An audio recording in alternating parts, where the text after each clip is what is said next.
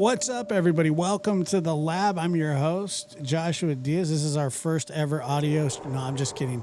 I saw Autumn say that, but I did think about saying that just for fun, but I'm just kidding. Not going to react. She's not reacting.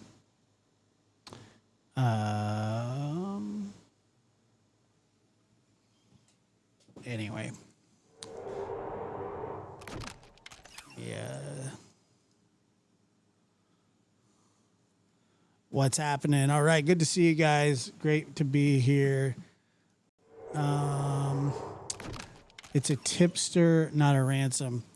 Okay. Well, okay. You're probably right. You're probably right. It wasn't a ransom. It's a tipster note, but really withholding information until payment is, in my eyes, a ransom. And so, call it what you want. But a tipster is somebody who, wants to actually give the information and not ask for half of Bitcoin. But we'll get into all that. We'll get into the semantics of it. We sure can. I mean, it's fine. It's fine. Harvey, right?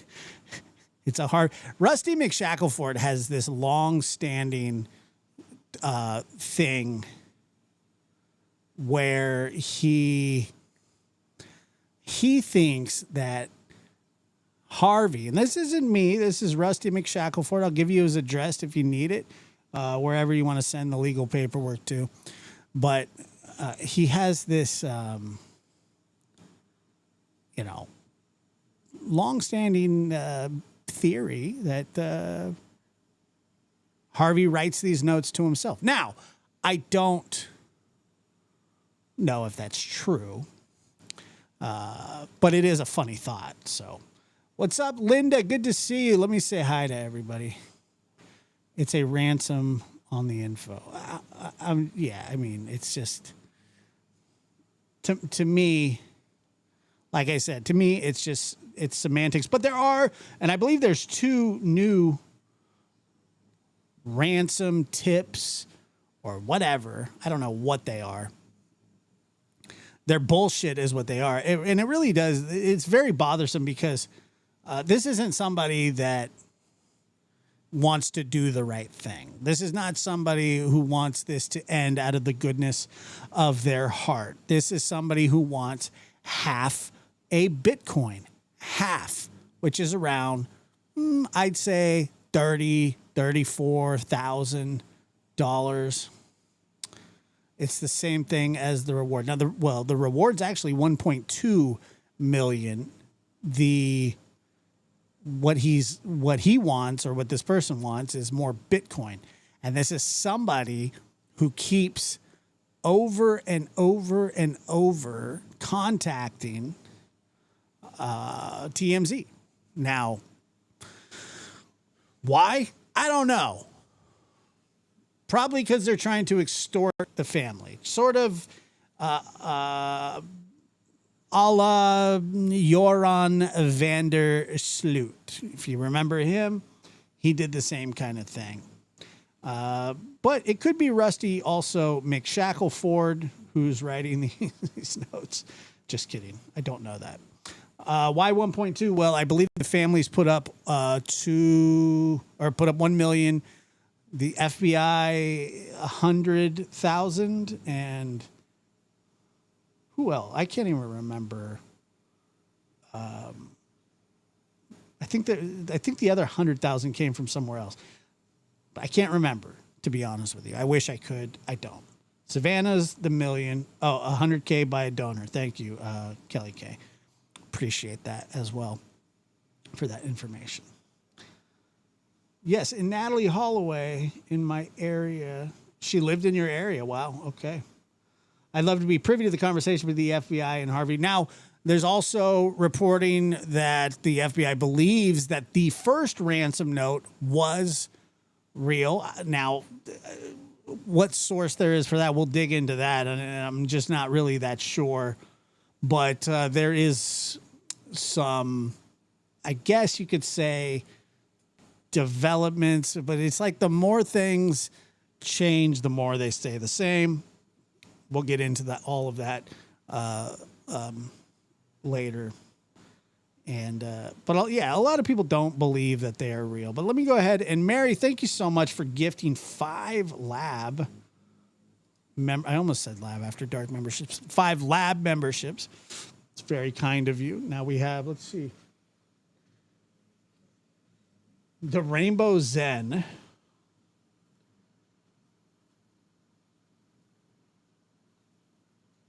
Deb Paula. I can't see. They make them small. Like I can't tell. Anyway, welcome to the new members.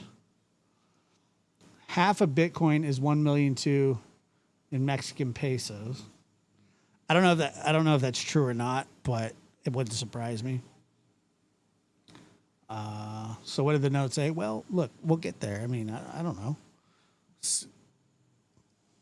What did the note say? Hold on one. Oh yeah. Also, Savannah was I was forgetting this, and it was talked about on the interview tonight.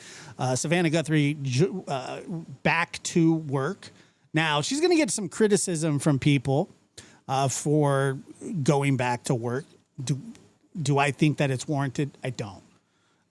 Do I think that it's a normal thing to do? Probably not, because it's not a normal situation. Do I feel like I have the right to criticize her decisions? I don't. I don't. I actually know for a fact that I don't have that right.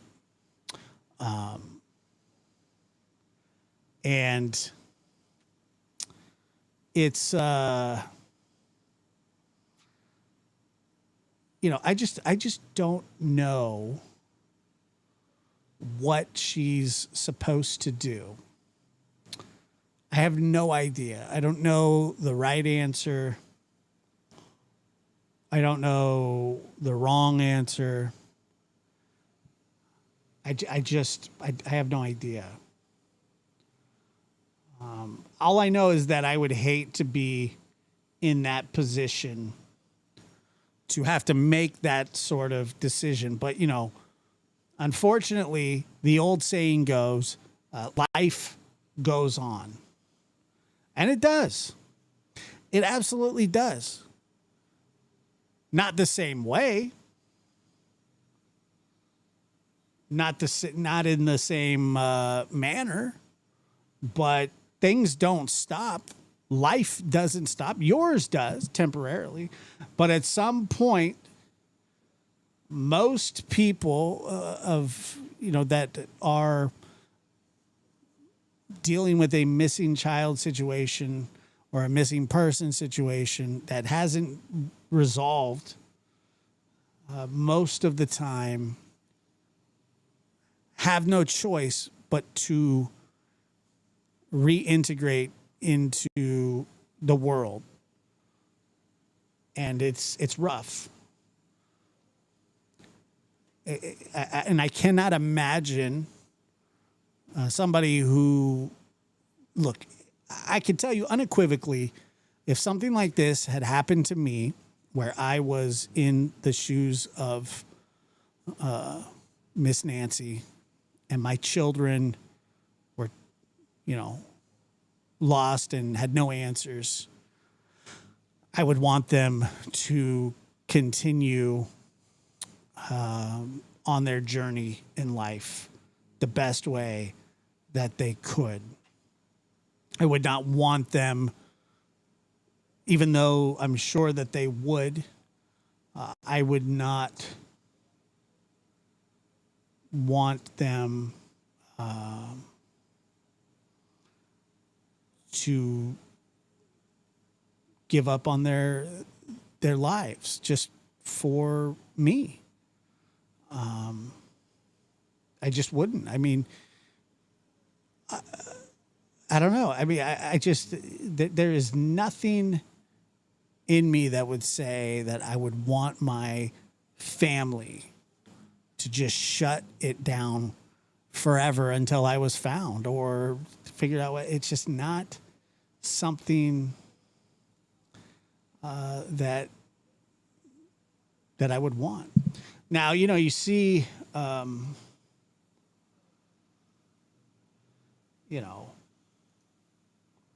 me a second here.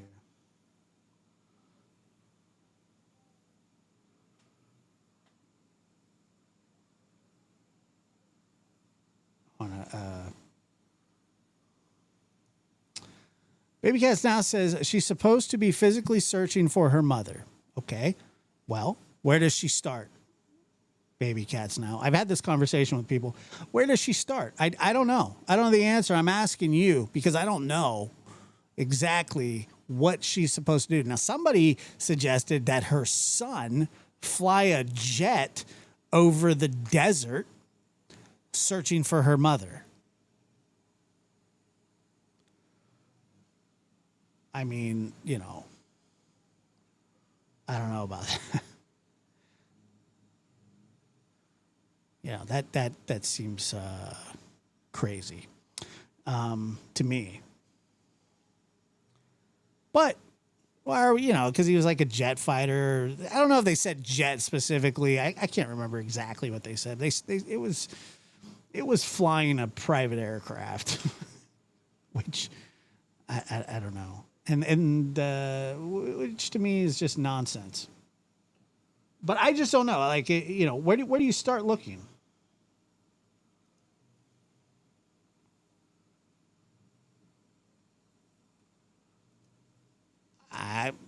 Yes, and these are the things that, like I said, we don't actually know about. But yeah, people. Well, some of them are. Half the area is off limits, private property. Can't search that. That's family choose to stay silent. They want to look like OJ. Oh well.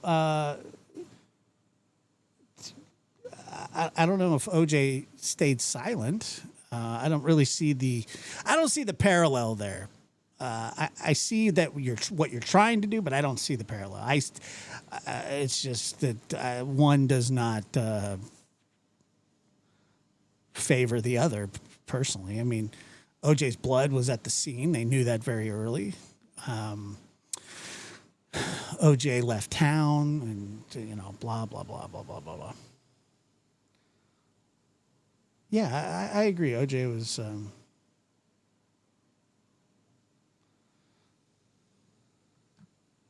on a second.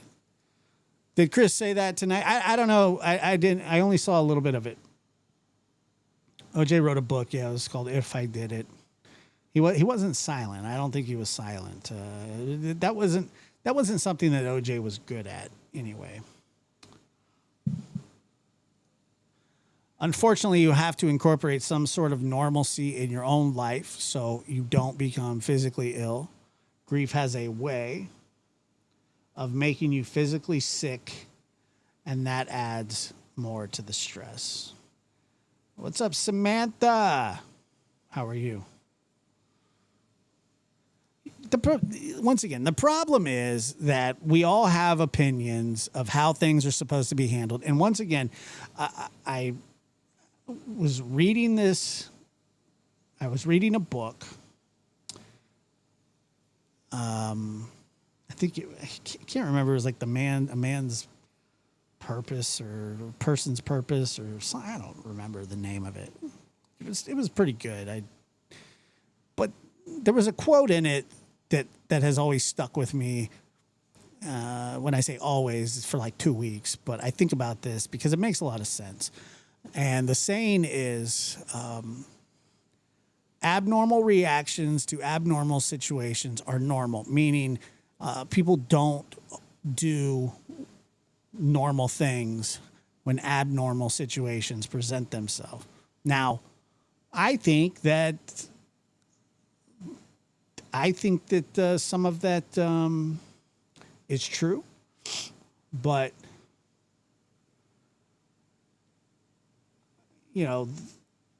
putting up $1 million is doing something. That's right. Man's Search for Meaning. Excuse me. Man's Search for Meaning. Great book. And thank you, Dr. Gary. Good to see you. So, you know, we have a bit of that.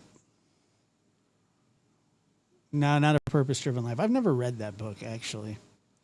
Man's Search for Meaning. It was about a man who was stuck in a concentration camp.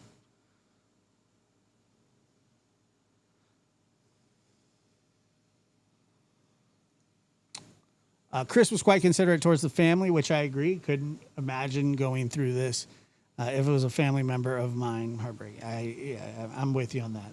There's really nothing. See, that this is my problem, NJ, is that I'm with you on that. I do not, for the life of me, understand this wanting. First, it was a Bitcoin. Now it's a half a Bitcoin. So on and so on and so on.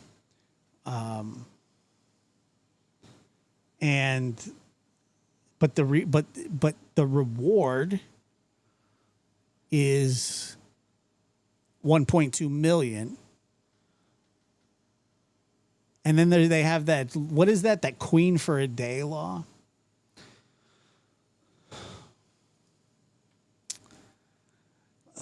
I'm just going to say this because I know that you're kind of challenging me on this, and like I said, you are welcome to feel how you want, but God forbid this ever happen to you or somebody in your family, because I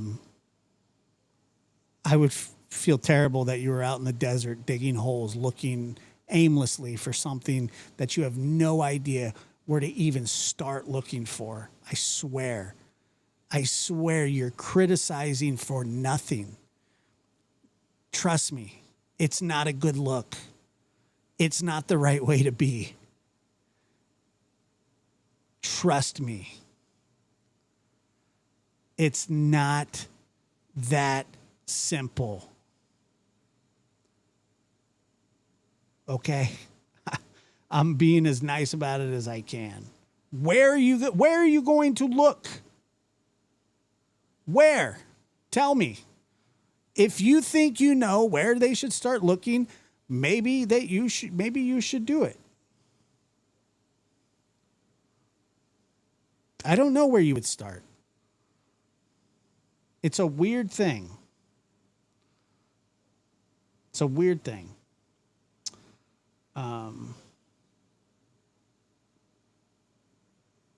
And then the response was, yeah, that's stupid. No, what you said is stupid. It really is stupid. And I'm going to assume that you're not a stupid person, but that you say stupid things.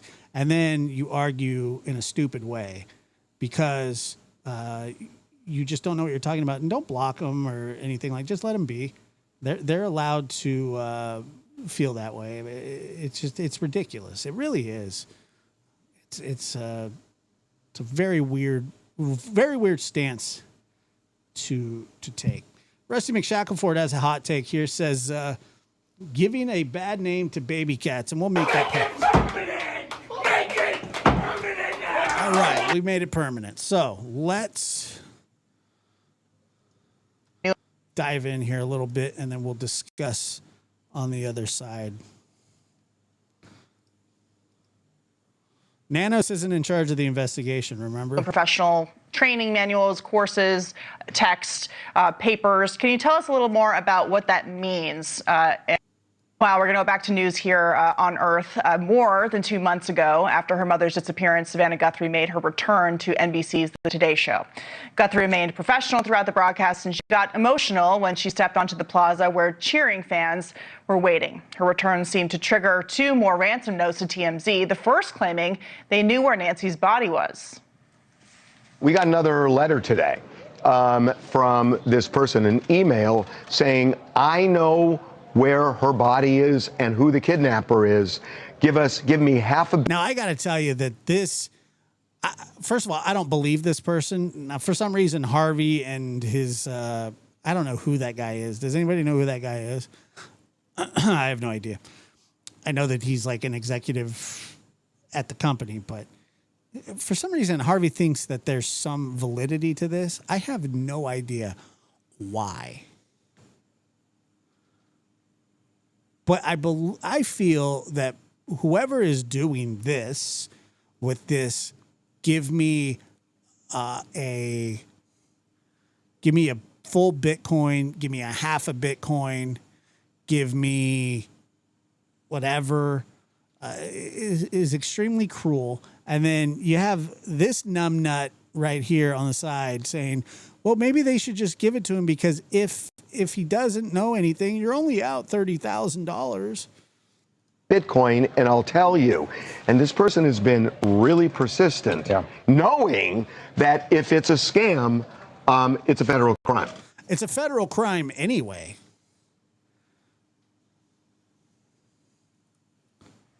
Soon after, a second note was sent suggesting that Nancy was in Sonora, Mexico. The FBI is not convinced that these notes are legitimate. And according to one expert, due to the constant uncertainty, Savannah Guthrie is dealing with an ambiguous loss, meaning she's stuck and unable to grieve. Joining me now is the author of the book, The Myth of Closure, Ambiguous Loss in a Time of Pandemic and Change, Dr. That is The Myth of Closure, Ambiguous Loss in a Time of Pandemic. They always tell you to choose your titles carefully. I don't know if that was done here. Pauline Boss, great to see you. Dr. Boss, thank you for being here. You coined the term ambiguous loss in the 1970s, but it's still relatively new in professional training manuals, courses, text, papers. Can you tell us a little more about what that means and explain how it applies to Savannah's case? It's a simple definition. Ambiguous loss is just a loss that has no verification. A person is either missing physically or they're missing psychologically, such as if they have dementia, they're there but not there. We're not talking about that tonight. We're talking about physical ambiguous loss, where the person is physically missing, but the family doesn't know their whereabouts, nor if they are dead or alive. My first research in the 1970s was with the wives of men missing in action in Vietnam. I did it at the Center for Prisoner of War Studies in San Diego. But since then, there are many different kinds of ambiguous loss, and certainly this is one. So I know what the word ambiguous means. And I know what the word loss means. But I'm not really sure that, I don't know. I mean, I just don't feel like they're peanut butter and jelly, you know. For someone like Savannah, who is a public figure, who has to be on camera in front of millions of people every day, do you think her mother's case continuing to drag on, that she'll be able to continue in her work, or is she going to have to go process this grief in a way? As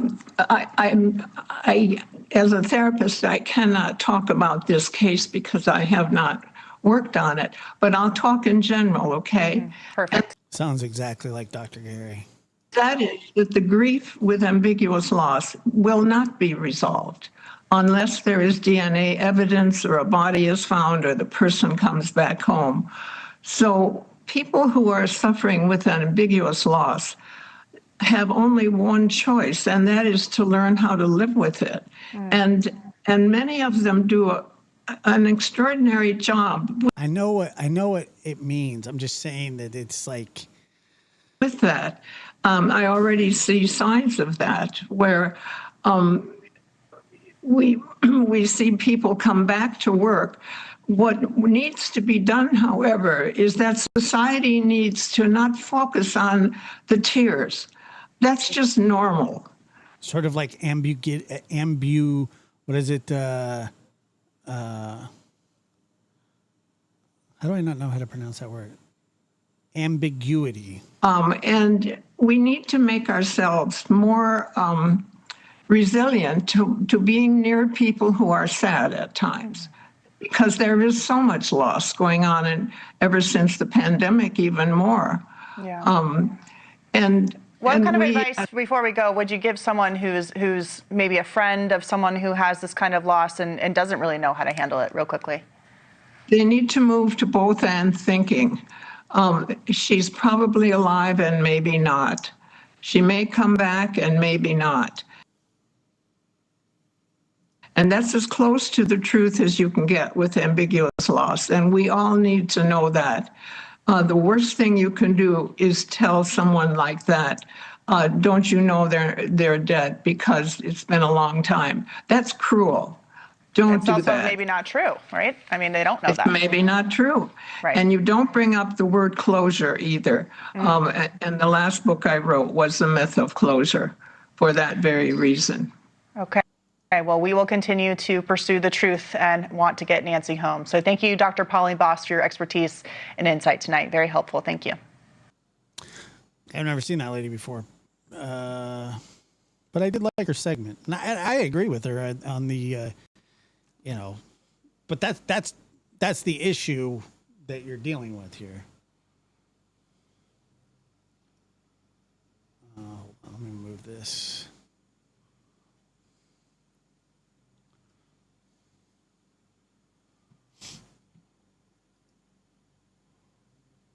Boom, boom, boom.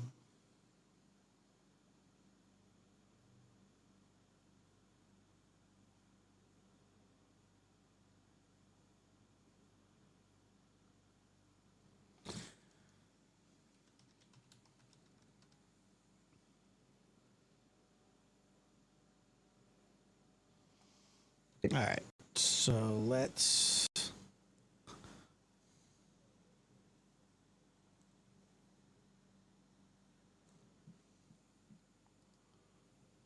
Hold on, let me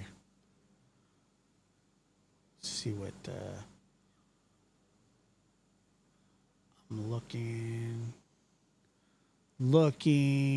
What's up, Eric? How are you?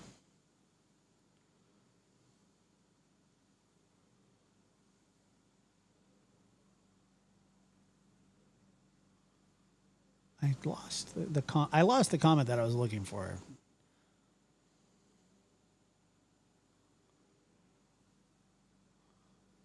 It's a famous construct.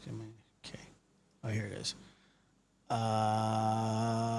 It means if there is a tiny drop of hope, your brain doesn't know if it should start the stages of grief. Got it.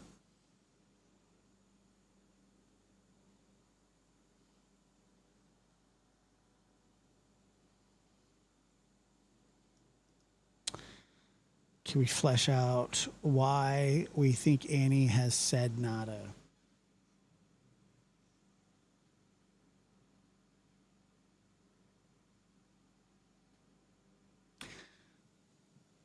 Yeah, I mean, yeah.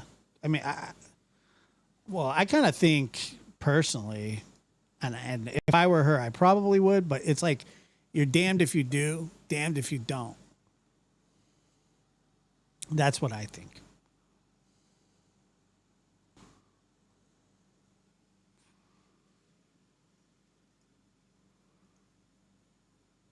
Let's be honest. Literally everything points back to an inside job, whether it's the family or not. I believe they know who it is, and that makes them complicit. Well,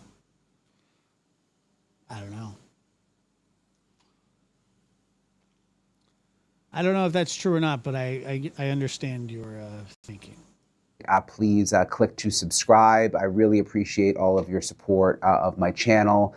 Today is day 65 in the search for Nancy Guthrie, and there is some new news that just came down a little while ago. TMZ is now reporting that they have received yet another ransom note, and they're giving some very specific details of what that note said. I'm going to get to that in just a second. Also, Savannah Guthrie was back on the Today Show for the first time since her mother, Nancy Guthrie, disappeared. I mean, I don't even know if I'd be capable of doing that. I mean, that takes incredible fortitude. And one thing that I'm wondering is it just a coincidence that TMZ has received this new... No, it's not a coincidence.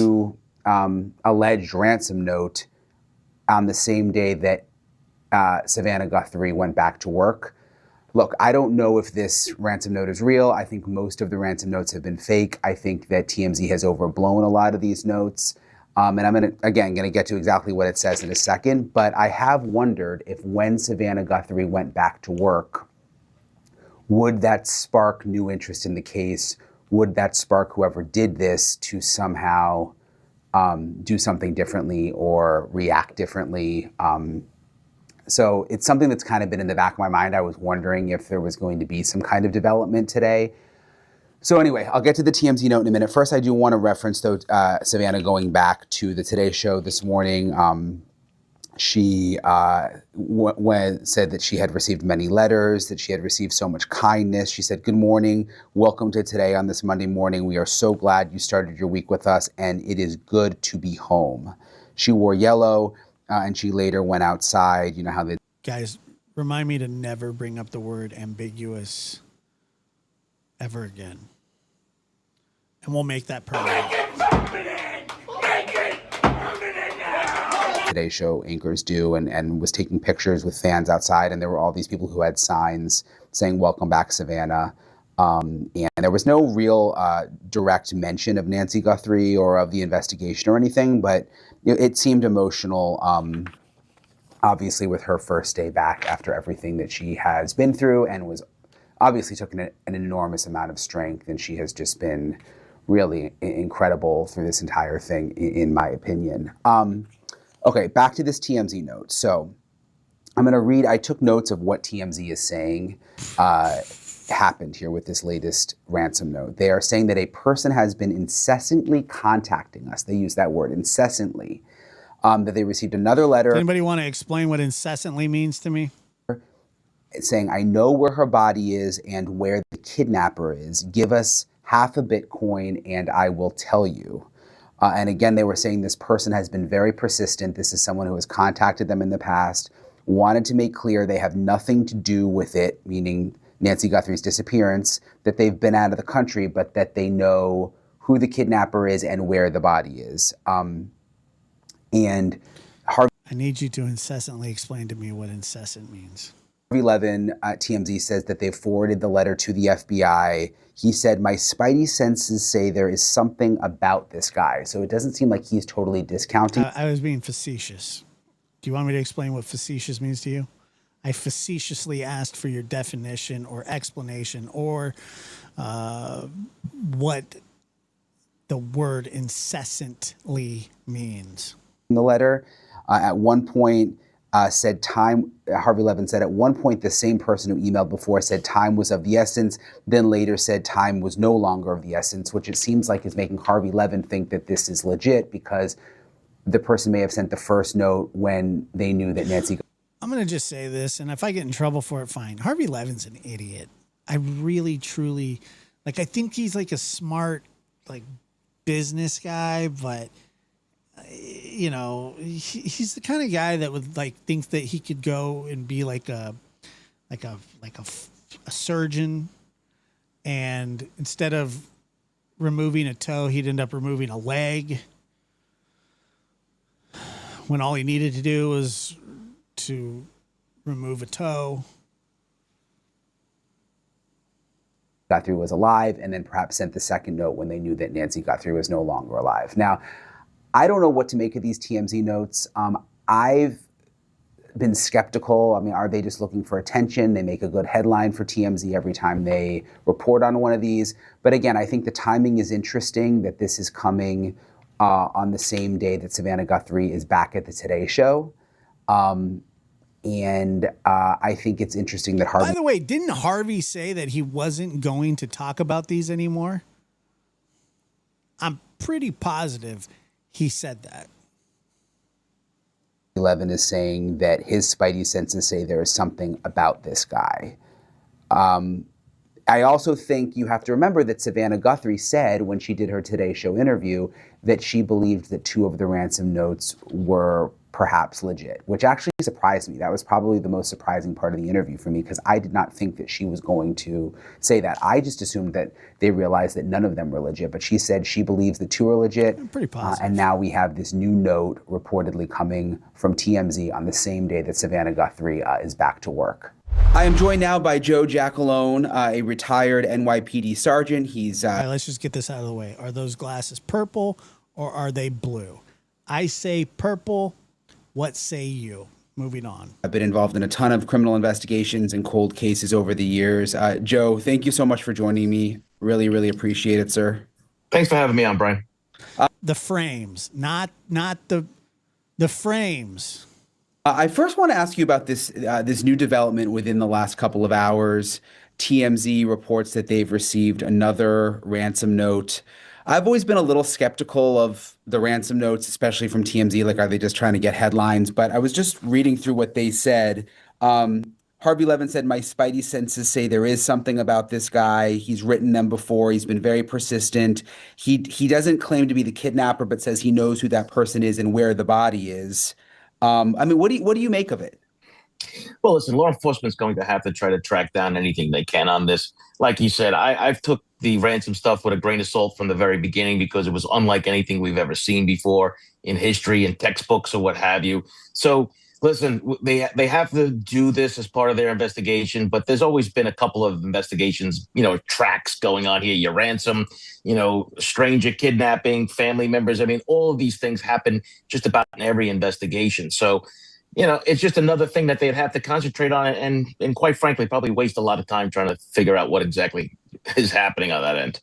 With Savannah Guthrie going back on the Today Show this morning, though, I had always kind of wondered in the back of my mind when she decided to do that, would that have an impact in the investigation? Like, would that spark someone new to come forward? Or if it was like a obsessed Savannah person who did this, would they be sparked to send a new note or something? Did Brian go? Did Brian leave again?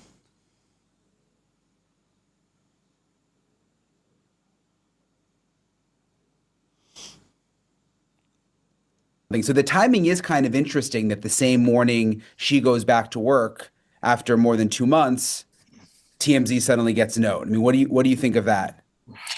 Eventually, I mean, she had to go back to work, all right? I mean, I remember standing at a homicide a long time ago at a scene, and I remember the detective next to me saying, hey, Sarge, you know what? Life goes on, right? And things just happen like this. But yes, I think the best thing for her in her own, for her own mental health and overall health is to try to get back to some sort of routine where she goes back to work and does something that she loves to try to keep her mind off of this, because I'm sure she's basically losing her mind in so many aspects about what's going on with the investigation, worried about her mom and her health and everything else that goes along with it. We can only imagine what somebody would go through that kind of trauma. What do you think about the timing, though, of this note to TMZ on the day that she went back? Do you think that there could be a link there?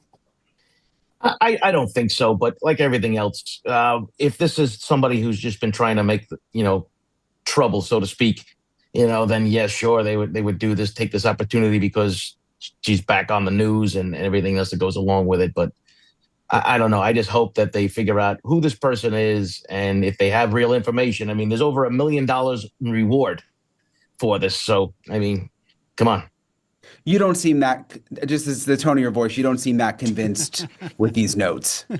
No, I didn't. Like I said, I wasn't really a big fan of this ransom stuff from the beginning. And one person they did catch, right, that was trying to scam the people out of this, it would have rewritten textbooks, Brian, on how law enforcement handles ransom notes. I mean, they didn't go direct. No, he's not. Brian is not in Israel. To the family. They go through the media. Is he really? Which is something we've never seen before. I swear to God, if you're lying to me, it's a 4-month ban. There's just some other, things I just don't like about this, right? The idea is to get the money and be able to give the person back, but that doesn't seem to be part of the equation when this thing first happened. And there was no proof of life ever, from what we know. Right. And you're not going to send any money over the internet for this. I mean, it's not that it's gone forever. I know a lot of people don't think that the Bitcoin can't be trace, but listen, there are a lot of people out there that have the skills to be able to do this. And you know what? The FBI, I'm sure, is working on that as we speak. Yeah, I sort of thought all the ransom notes were just made up. But then when Savannah did that interview with Hoda, she said that she believes that two of the ones that they received could be legit. So then I started to think to myself, well, wait a minute, if she's saying that, that's probably the FBI telling her that. So maybe some of them have been, real. Well, I mean, listen, the FBI is not going to tell the victim's family exactly everything that's going on. They might just say, like, this is what we got. We think it's credible. But law enforcement's job is to is to make sure they vet out all that information anyway. They're not going to come out and say this is nonsense and we're not going to even be bothered with. And I would think that the Middle East probably has a lot of snakes, don't they? So, hold on, we need to find this out. Are there rattlesnakes in the Middle East? No, true rattlesnakes. They're found almost exclusively in the Americas. Brian needs to go to the Middle East ASAP. You don't want to give people hope, but you also want to say, listen, we're taking this seriously. We don't know if it's real or not. And we're going to try to track it down and see if we can get you an answer. I mean, I'm sure that was kind of like the conversation that was going on. Yeah. And so we'll see where these notes go. I mean, again, I just wonder if TMZ thinks it's a good headline every time they get a note. But obviously they're saying that they're forwarding it to the FBI, and we'll just have to see how that plays out. I'm curious, Joe, it's now been more than 2 months. You did so much cold case work, and I don't want to call this a cold case yet, but if you were working this case, you received the file now, like where do you begin? It's easy for me, Brian. I would just say I would be creating an international cold case task force. And we would be bringing in every agency that's within 100 miles of where this crime happened. And I'm talking about at least one representative. And of course, we would include the federal partners, including the DEA. Now, people say, well, how do you know? Why would the DEA? Because Mexico is not that far away. And I'm sure the DEA has assets and confidential informants in Mexico that they can help out with this investigation. And one of the things that I would be pushing for is to be debriefing every prisoner that gets arrested within that 100-mile radius, asking them if they know anything about the case, asking recently convicted prisoners as they're sitting in the cell for the first time in the first week, you know what, maybe they do know something. Listen, I don't think they're making it up. We're just kind of giving them crap, but they certainly run with it. But I mean, they would get ratings from it, but it would be a federal crime. So I don't think that they're making it up. I'm just more in jest. Once again, we'll go back to the word facetiously talking about it. There's some ambiguity, in the note situation, but it'll make you sad if you think about it too long, somewhere between, purple and blue. Have to go to the sources where these guys hang out and these guys know one another, so to speak, and try to get information out of somebody. This is a get out of jail free card. And like I said before, over $1 million and you haven't had a real tip that led you anywhere is really concerning, which means it could be a big part of the dark underworld that we don't know about just yet. And people have been keeping it quiet. But you know what? One thing I found in my career is that somebody who's been sitting in a cell says, you know what? I know something. I got to get out of here. And they can try to make a deal. It's interesting you say that. One of my cop friends, and he's not even a detective, he's a street cop and he's a younger guy. He was asked, we were chatting about the Nancy Guthrie case, and that's what he said. He said, I bet at some point someone in prison is going to have the tip. And I was like, why do you think that? And he said, I don't know. I just have a hunch. Like at some point it's going to be someone behind bars who gives up some info. Well, I mean, it's a tactic that we use quite often when we were trying to investigate cold cases, when you're dealing with things with 20, 30 years old. Who else would know about things such as this? And listen, debriefing of prisoners, even at intake, and I don't care if it's for something minor, you never know exactly how many times people have been arrested and, they might be looking at some serious time and they have heard something. I'll take a rumor. I'll take anything. Of course, the police have to go and vet that information, but it's a lead, right? There comes a point you have to go and shake the trees and create your own leads. I don't want to see police departments sit back and say, well, we have DNA possibly, right? Well, no, you have nothing until you get it back. That's the first thing. And even if you get it back, you don't know if it's going to be usable, if they were able to extract the mixtures, all those things that go, right? Get off your butts, go out there and start shaking your own trees. Make something happen. And listen, law enforcement has the capability of doing this, but having all of those other departments doing the same thing you're doing, you shake enough trees, it could be something falling out of it. You mentioned Mexico. I've always wondered why it seems like they've downplayed Mexico. Like in the beginning, they made a point to say, well, we have no evidence to believe this has anything to do with Mexico. The Mexican government said the same thing. But it's so close. I mean, I drove there from Nancy's house. It takes like an hour and a half, maybe even less time if there's no traffic. Like, I just have a hard time just saying it has nothing to do with Mexico. I don't know. It seems like we should keep that possibility open. You always keep it open. But I also remember, whatever the law enforcement agencies say too, you never take them for full value. They say everything and nothing all in the same sentence, right? Oh, everybody's cleared. Nobody's cleared until the case is over. I mean, it's as simple as that. First of all, you want to keep people calm. You want to keep people, in a situation where they might make a mistake. So we never want to label anything as, this person, that person, or anything else. But yes, you have to keep the Mexico angle open. Not even saying that there, drug cartels are involved. It's just an easy escape over the border kind of thing, which in this case might even help even more in respect that it's an automatic federal takeover at that point, as soon as you have that international line cross or a state line cross. And quite frankly, something I was hoping for, where the feds would be able to just step in and say, okay, our turn. The feds are always lurking in these cases. I mean, I've worked with the feds, and it's not. I would be shocked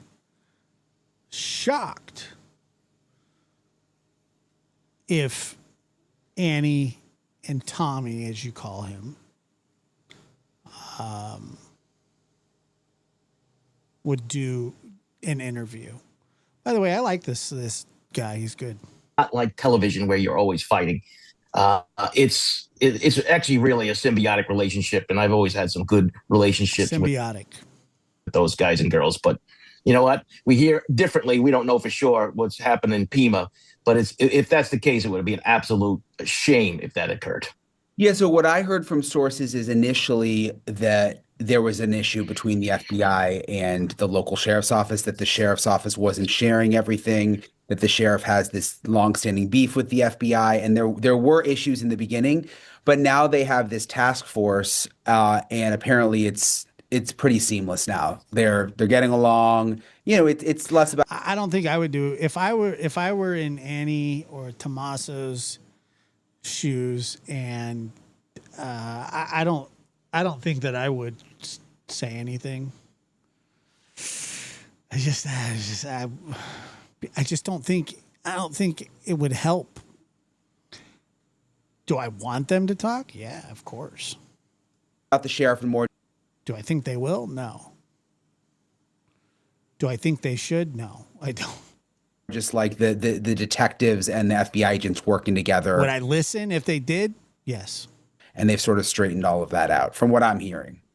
Well, let's hope so, right? I mean, but even then, you've lost valuable time in those weeks where you're trying to iron this out. And did it get ironed out because it finally became public and became part of the discourse of what was going on in the investigation? Because if that's the case, okay, great, you fixed it, but it's still like you got to shake your head and say, well, what were you thinking? I mean, there's so many things that I look at this case and I just scratch my head, and I always make the joke that I said if I had hair, I'd pull it out, because things such as not even holding the crime scene. I mean, there was no reason to let that crime scene go. I'll tell you right now, if that case happened in New York City, not only we would have kept the house, we would have cordoned off that entire piece of property, and we would have parked one of those big old temporary headquarters vehicle right on the front lawn. And I mean, we're talking, I haven't seen a line or a grid search or a zone search. I haven't seen any of that. I mean, you have people walking around like, on an Easter egg hunt. That's not the way you do these things. The David dogs, why aren't we bringing them in? Why have they never brought back bloodhounds? They said that they did it in the beginning. They said canines. They didn't specify the kind of dogs that they brought in. I don't know for sure. I'm sure if you heard the type of dogs. But at this point, bring back bloodhounds. Let them sniff the clothing, the pajamas, whatever was left over. It wouldn't be too late for bloodhounds at this point. But it would still, I mean, I think he knows what he's talking about, but I don't know how long that would. And see if we can get a trail, anything. But I mean, now we're talking months into this. And I just say this is like basic investigation stuff. And why wasn't it done? I don't think we'll ever get the answer for. I still don't understand why they cleared the crime scene that first time, because the family. Well, there's nothing, but Brian's asking this sort of in jest, right? I mean, he understands why they did it, because it was a bonehead move done by bonehead investigators at a critical time. they didn't do it out of some sort of, I don't know, just abundance of, caution that they needed to return the crime scene or turn it over. They did it because it was stupid. It was a stupid thing to do. He knows why they did it. They made a stupid mistake. That's the reason.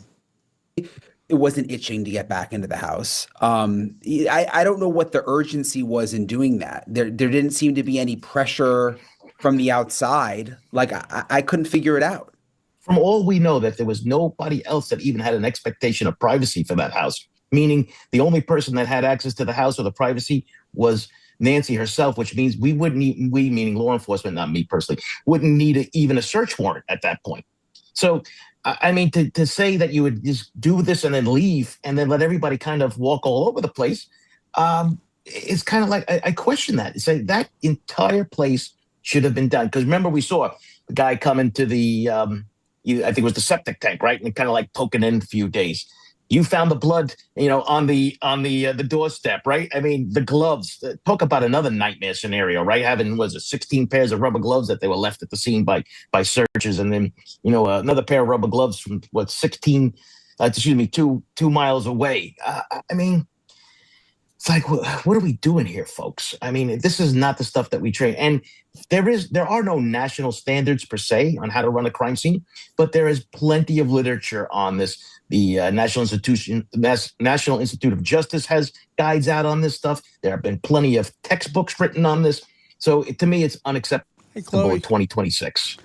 When I think you saw my story, we had a source close to the investigation in Silhouette talking, and I think you tweeted about it, where he was saying that the supervisor had never investigated a homicide, which I think I remember seeing your tweet. Like, that didn't seem to bother. Weren't you trying to say, well, that part didn't bother you that much? Right. It doesn't bother me that, because the supervisor's there to make sure that the detectives have what they need in order to investigate the case. So when I was a sergeant in the detective squad, I remember the lieutenant telling me, when I was brand new sergeant in the squad, I remember the lieutenant says, give the detectives enough space. Your job is to make sure that they have the equipment and the necessary means to do their job, and just let detectives do their work. So yes, when you saw that, I said, that doesn't matter, right? The idea behind the supervisor in this is going to be the manager, the mentor, the trainer, to be able to go in there and say, okay, guys, have you thought of this? No? Okay, why don't we give that a shot? I mean, that's really what the supervisor's job should be. But we're hearing all kinds of stuff about what's going on, like benching your homicide detectives or the people who had the skill sets already. But you know what, Brian? I don't know if you've asked this question, like, why didn't they ask for a mutual aid from Tucson or Phoenix, right? And initially, I'd be calling Phoenix and Tucson and say, hey, I need 5 homicide detectives or 5 detectives with experience. I need them there within 48 hours. We're going to pay the bill, but, send them down here. We need everybody at bear on this, because it's been proven. The more detectives on an initial case, the faster you'll get it solved. It's as simple as that. And having all these people involved and all this experience to do so is something that needed to be brought bare to the initial stages of this investigation. Yeah, and beyond the supervisor, we're hearing that the detectives also had less than 2 years experience, because the experienced detectives were moved out of homicide because of a beef with the sheriff and all this drama with the election, and it gets very political. Oh yeah.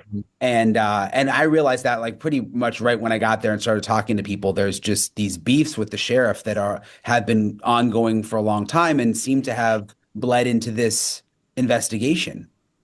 And the silence is sort of deafening too, in regards to like what people know from the outside, if they were even asked, or what they even feel about the situation. But yes, listen, detectives who never caught a homicide or an investigation like this, the only way they're going to learn is until they do so.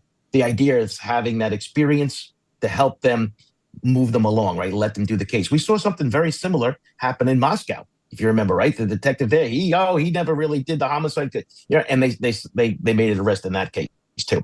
So if you've investigated cases before, we train our detectives in New York City to solve homicides, because you will then use all those tools to solve your lesser crimes. So we prepared our detectives to solve the ultimate crime against society so that anything less than that, they already had the tools necessary, which would bring in another conversation. What is their training like? Who does the training? How often is the training? And was anybody trained? Those are the next questions that would come up. I mean, I would like to see if they have a detective guide or a procedure about how to handle a crime scene, even from the uniformed cops, the first cops on the scene. Listen, they often make or break cases. Did they hold the scene? Did they see any witnesses? Did they detain anybody? Did they notice something out of place? Those are all real important steps when you're dealing with a case like this. Yeah, and I was in Idaho for the Moscow murders too. And I think the difference there was the police weren't saying anything, and we didn't know what was going on behind the scenes, but we just didn't know. I mean, we didn't know if they were busy, if they had a lot, if they didn't have a lot. With this situation, though, in Arizona with Nancy Guthrie, like we actually have sources telling us that they have nothing, that they have no suspect, that they don't have any good leads right now, that they're basically just, I mean, like the latest I've heard is that they're going to all the construction sites in the neighborhood and trying to get a full list of everybody who's worked these construction jobs just to go down that list and try to rule those people out. And apparently they're having a hard time because some of the crews are nervous to give up names. And, like some people are in the country illegally. There's, issues there with all of that. But I mean, they're not to say that they're desperate, but they're, I mean, kind of like you said, shaking the trees. Like it seems like they're really shaking the trees. Where when I was in Idaho, they actually had like really legitimate stuff going on behind the scenes. They were closing in on Brian Koberger. They just weren't telling us that. Whereas they're not closing in on anyone from what we know in Arizona. Right. And I kind of agree with that, so to speak, because you see these over $1 million worth of rewards, and we haven't seen anything that resembles anything of reports, except for, remember in the initial stages, and you were part of one of those where they had somebody in custody, and they made the cardinal rule of saying, we have somebody in custody, right? You don't do that until after you vet out the information. Well, I don't know if they have nothing. I know that. I think, what was it, the radio interview that Nanos did that we listened to here? He said that he knows more, that he thinks he knows the motive for this, and whether you believe him or not, and I would say most people are going to say, I don't really believe him. I don't think that they don't know anything. That would be almost impossible, that they know nothing. It would feel impossible. But I just don't think that they know what they need. I think that they know some things. I'm sure that they have a list of possible people of some sort, however big it is, I don't know, or however small. But I don't know. And who this person is, because it looks bad. I mean, I just wish that the sheriff, and I've seen this a number of times recently, would have just used a public information officer at the very beginning stages of this. When you have a major case like this, I want to see my police executive at the scene. I want him or her directing what should be going on, what assets they need, if they need cell phones or batteries or even just food to keep them at the scene going.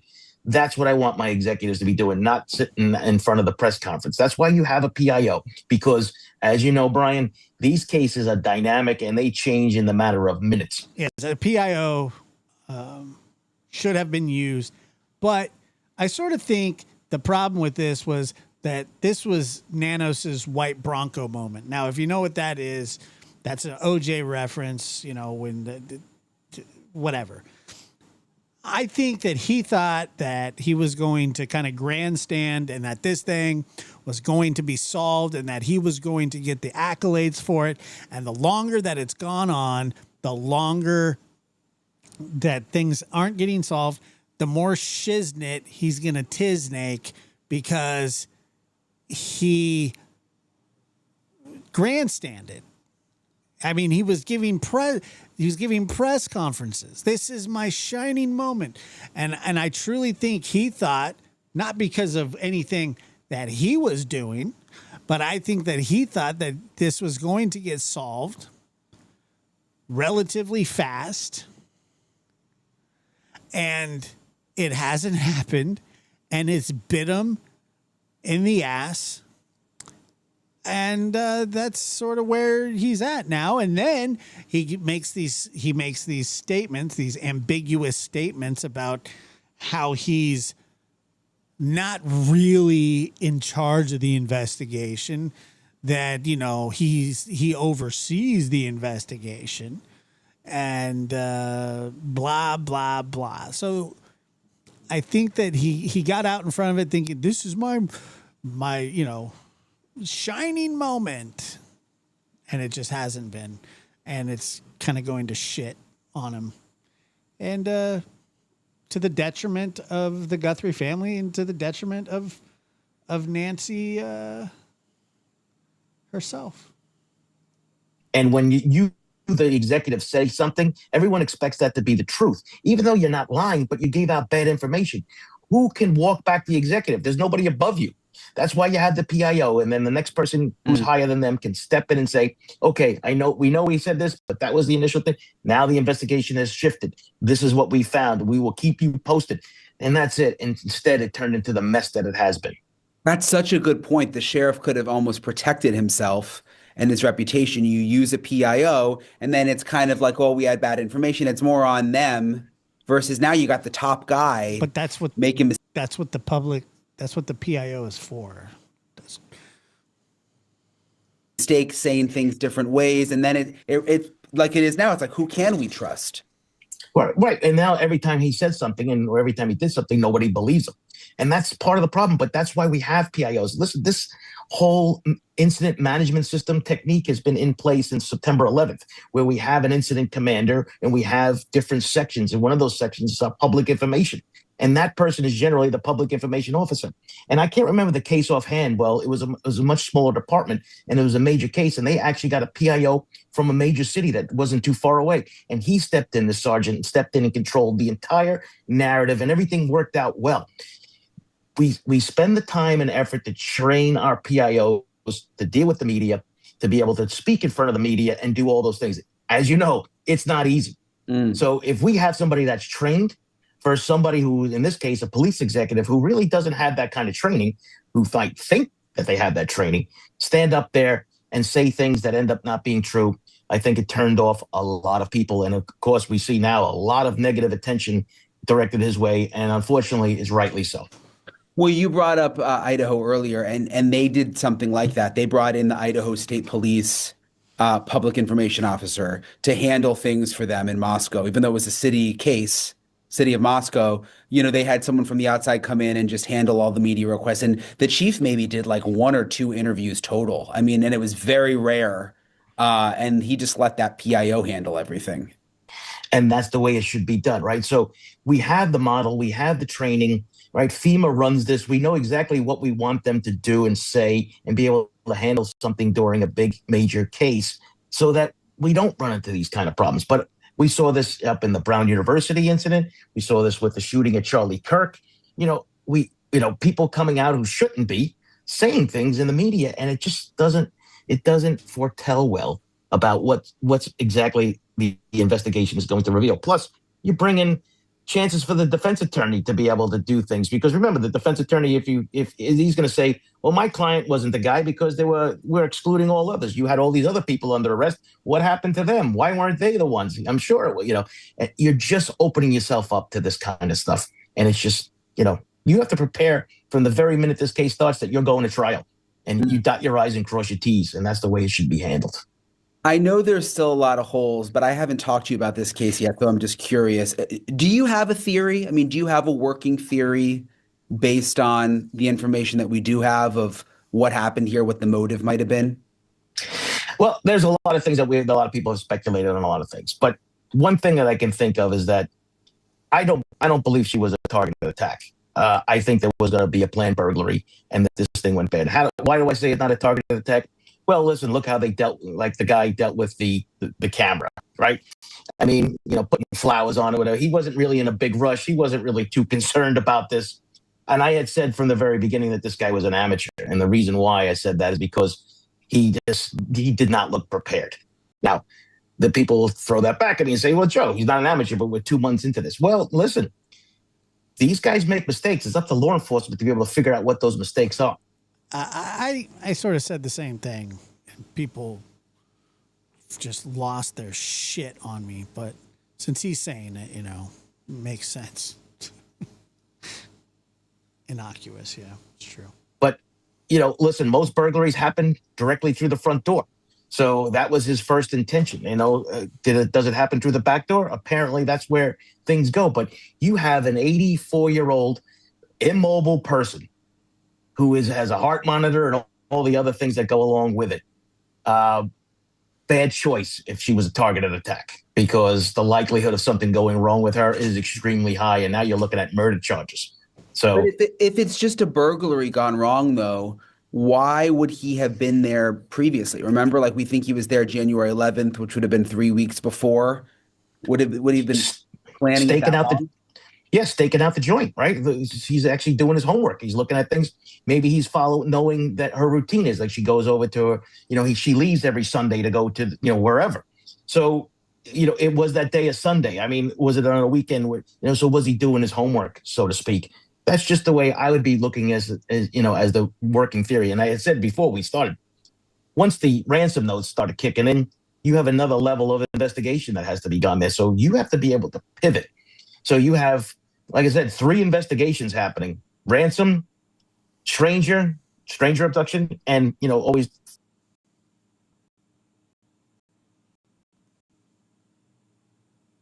included in these investigations.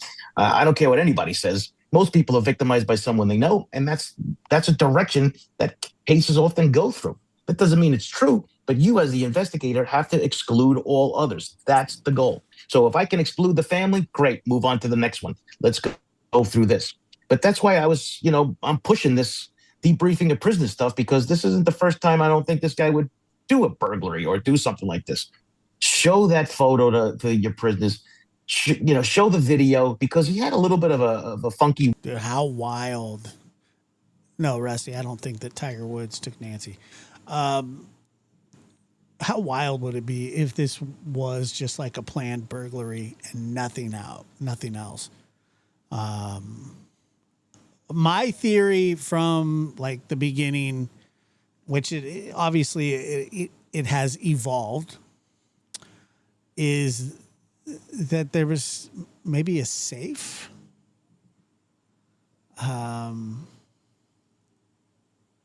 in the house. I mean, I said it many times.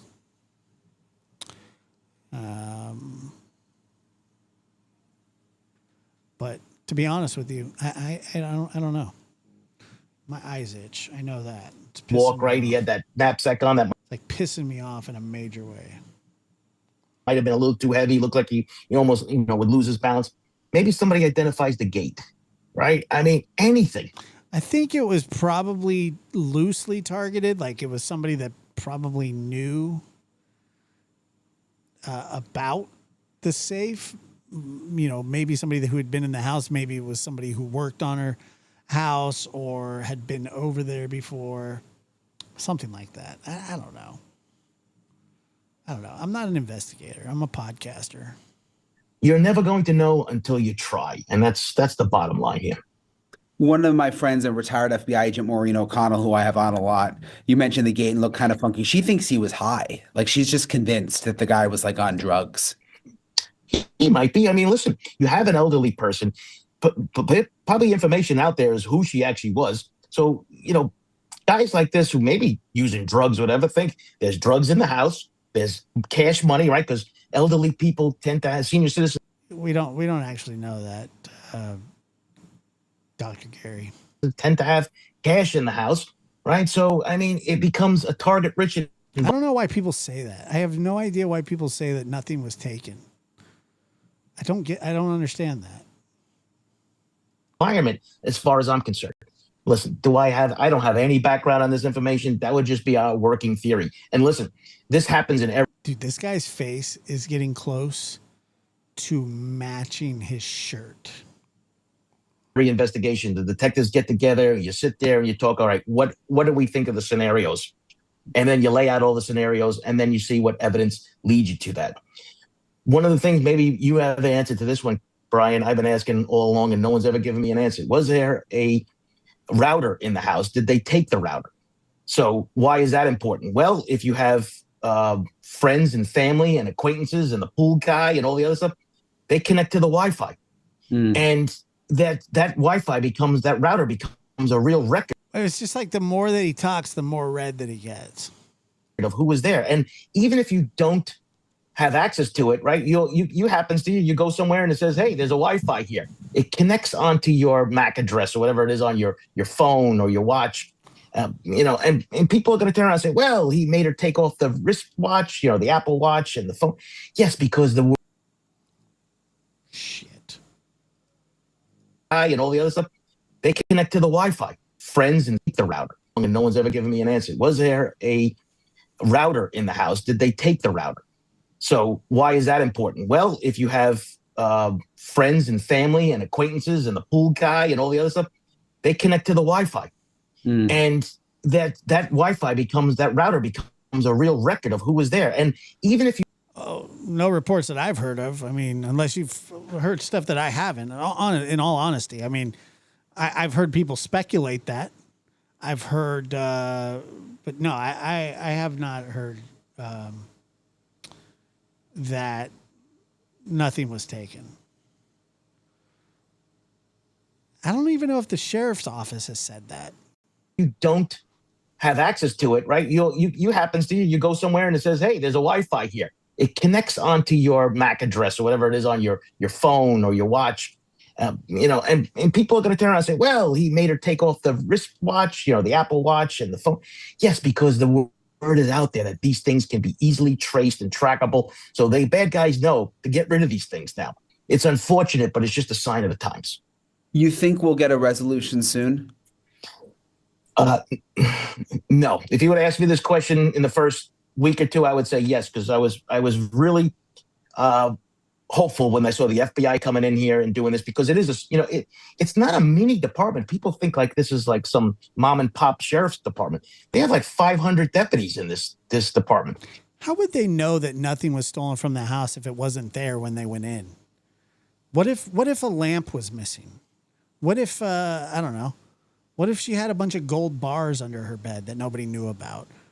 I mean, how would anybody know?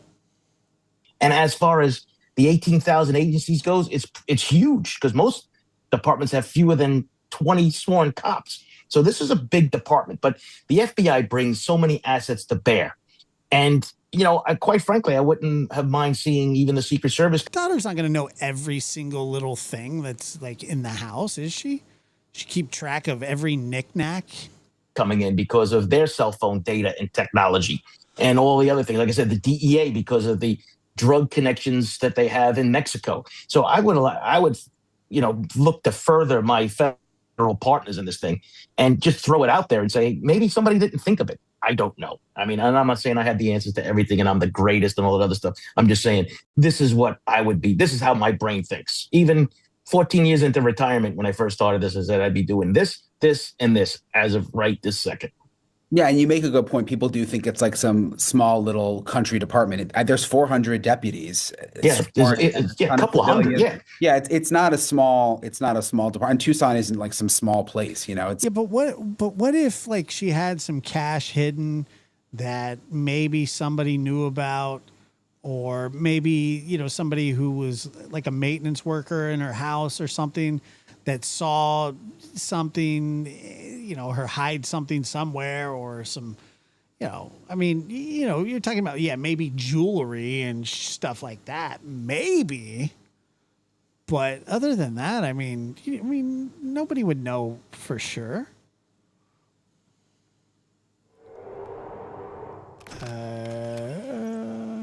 Thank you for gifting Tanner Reynolds, thank you so much for gifting 5 lab memberships. It's very kind of you. Let's see what we got. Rusty did not get one. That's so good. Okay. Thank you so much. It's a city. With the ransom notes, what are you looking for, as an investigator to see if they're legit? Well, it would be that direct connection to the family. They want the money. They don't usually, I don't think they've ever wanted a big production out of this. It's usually very quiet, one-on-one kind of conversation between them, the law enforcement Giants lost today. Agency, and or the family members to get the money, to come up with a scenario where they're going to drop off the victim and get and be gone with it. So to bring in all of the national media and all the other stuff is just way too much for me as far as I'm concerned, because if you're trying to keep something like this, you want to keep it on the down. Why take the, I don't know. Oh, you don't want to have. I would be curious to know if there was a safe in the house. That's that's always kind of been curious to me. Sort of like Al Capone's safe or the Menendez brothers. The FBI getting involved in this thing off the bat. You don't want that. Yeah, and you take her because you don't leave a body that's had entanglement with you. You're a bad guy. No way, no how. All right, I appreciate Joe for taking the time to talk with me, help me go over all these new developments. There's a couple of other things I wanted to tell you about that's developed over the last couple of days, specifically when it comes to Sheriff Nanos. You guys remember the Board of Supervisors in Pima County has been investigating the sheriff. There was this whole controversy with him allegedly lying under oath and saying that he had never been suspended before, when actually at his last job decades ago in El Paso, he had been suspended a number of times. So yeah, he had been suspended. My favorite thing that he's been suspended for was improper use of a firearm. However the hell that happens. Oh, that's got to be accidental. I mean, come on, really? The Board of Supervisors hired this legal team to look into the sheriff. There's also been allegations of ethical violations involving his opponent when he was running for sheriff, a woman named Heather Lappin, who also worked at the sheriff's office. And these allegations are that he was purposely punished. Do I think that they would have said there if there was a safe in the house? No, probably not. Her ahead of the election, and that there was election interference. So there's this new document that's come out where there are 3 different things that he was being investigated for bullying. It said that they don't have the evidence to support a finding. But then these 2, they backed up. Ethics, the preponderance of the evidence supports a finding that Sheriff Nanos used his authority and department resources for political gain. The evidence includes considering Lieutenant Lappin's political campaign in investigation and disciplinary decision-making, culminating in issuing a press release that included information obtained in his capacity of sheriff. So they backed up an ethical violation, basically saying that he put out this press release before the election. He's what does he have to do tomorrow?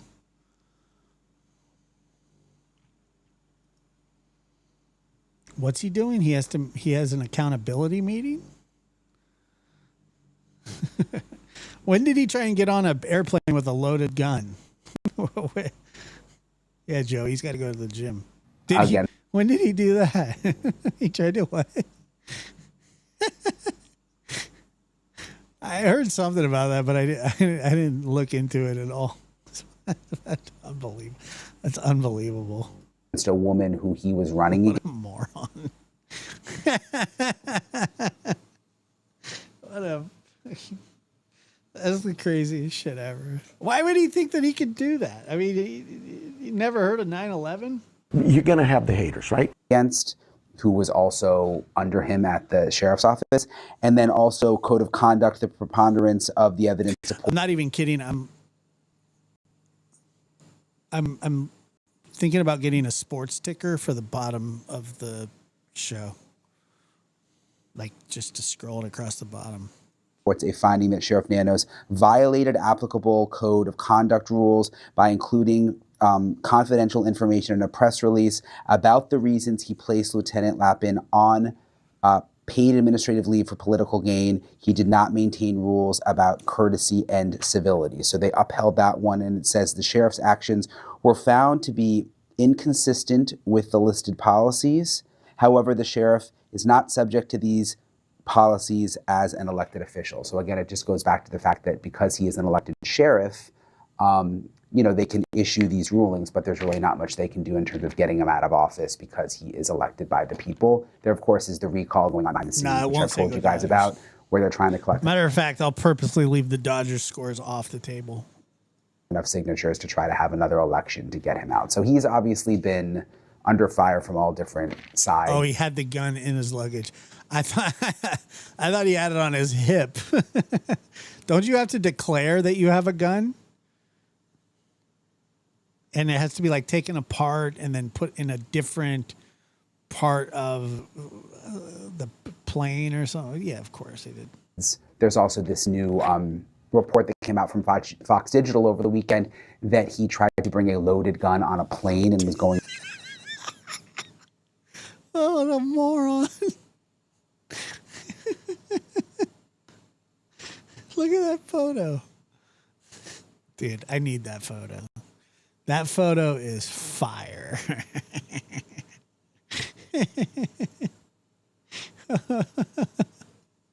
Through TSA. I had that here. Haters are gonna hate. Accused of bringing a loaded gun to an airport haters, security checkpoint. It was apparently in his carry-on bag. Haters are gonna the hate. sheriff wasn't charged, but he was required to secure the gun before continuing Haters are gonna hate.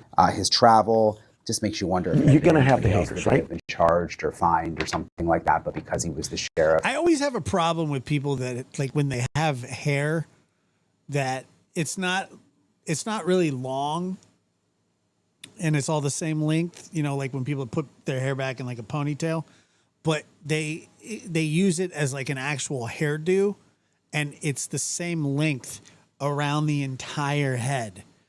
For some reason, I think that that's weird and that there's something different about you. That you wouldn't get it shorter on the sides than you would on the top. I don't understand that. Like, look at his hair. It's all the same length around the entire thing. You know what I'm saying? Like, it's a whole... He could style it on the sides as much as he could on the front if he wanted to. Haters are going to hate. Like, his lettuce is not tight. Maybe they just sort of let him go. But again, a loaded gun trying to get on a plane. That was kind of a shocking report. So those are the latest headlines from today. Got a couple of other things I'm working on this week that I'll keep you guys posted on. Again, I really appreciate everybody. Like, if you look at Brian's got some flow to his game. He's like a 2 on the sides and a 5 on the top with a little blendo. For haters are going to support hate. For checking out the channel. Again, day 65 since Nancy Guthrie just vanished out of her home in Tucson, Arizona. So I hope that, and I still believe that answers will come. I just hope it's sooner than later. And my heart again goes out to the Guthrie family. And I just think of how difficult it must have been for Savannah Guthrie to go back to work with everything going on. So I'll keep you guys posted if there are any developments, and I'll talk to you guys later. All right. Haters are hating. All right, so what did we think of that? I mean, I don't know. What do you guys think? Was that? I don't know. I mean, I sort of liked the guy. I thought he was good.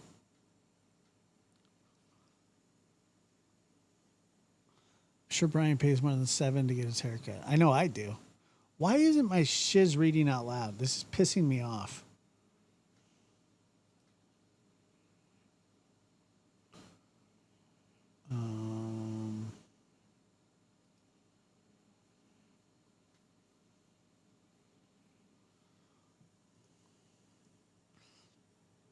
Does anyone remember the cartoon Sheriff Yosemite Sam?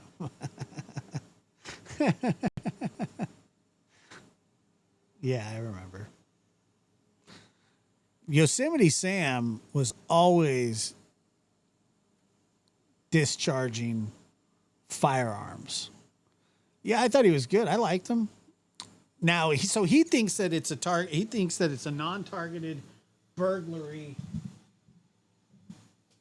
And I don't know if I agree with that anymore. That's what I thought at first.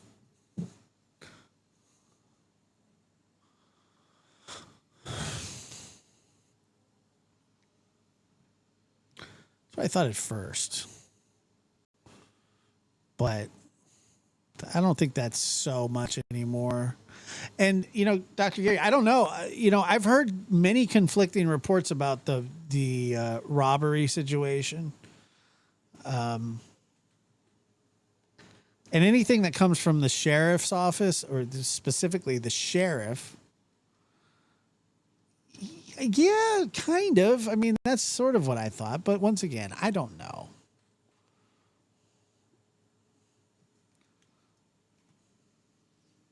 I don't know. Elmer Fudd. Yeah, Fudd was a...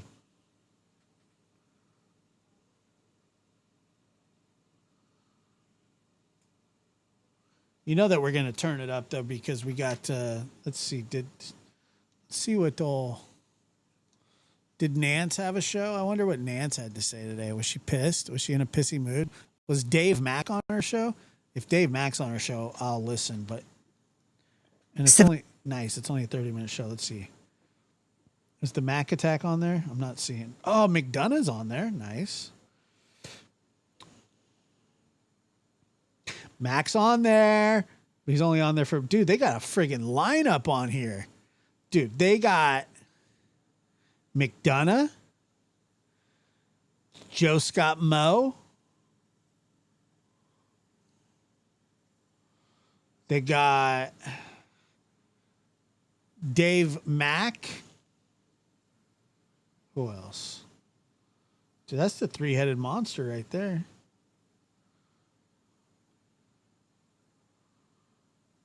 All right, let's do this. Mac Attack was there.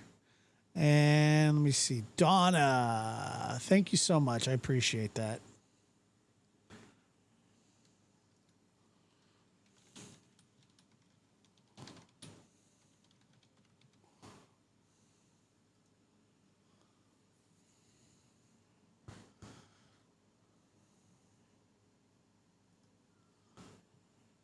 And all right, here we go.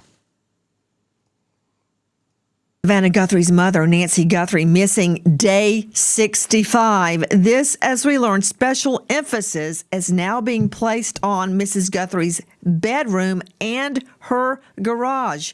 But why? I'm Nancy Grace. This is Crime Stories. I want to thank you for being with us. I don't think Dr. Gary thinks anything of the ransom notes. Your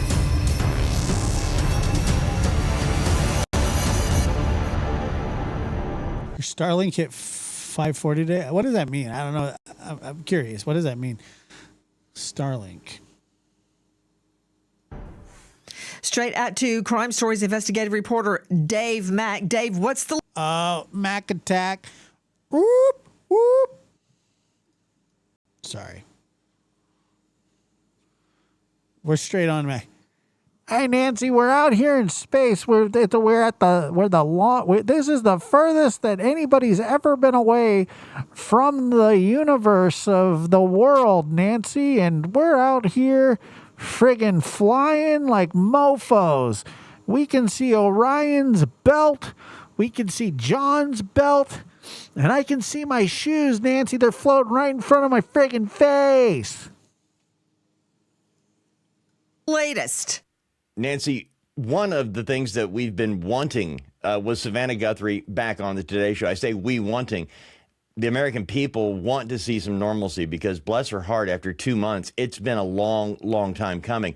But Savannah made her appearance back as pre-announced on the Today Show. Take a listen. Welcome to Today on this Monday morning. We are so glad. Super chat. Getting it going. Thank you, Elaine. I appreciate that. Glad you started your week with us, and it is good to be home. Yes, it is good to have you back at home. Well, here we go. Ready or not? Yeah. Let's do the news. Yes, so good to have you back.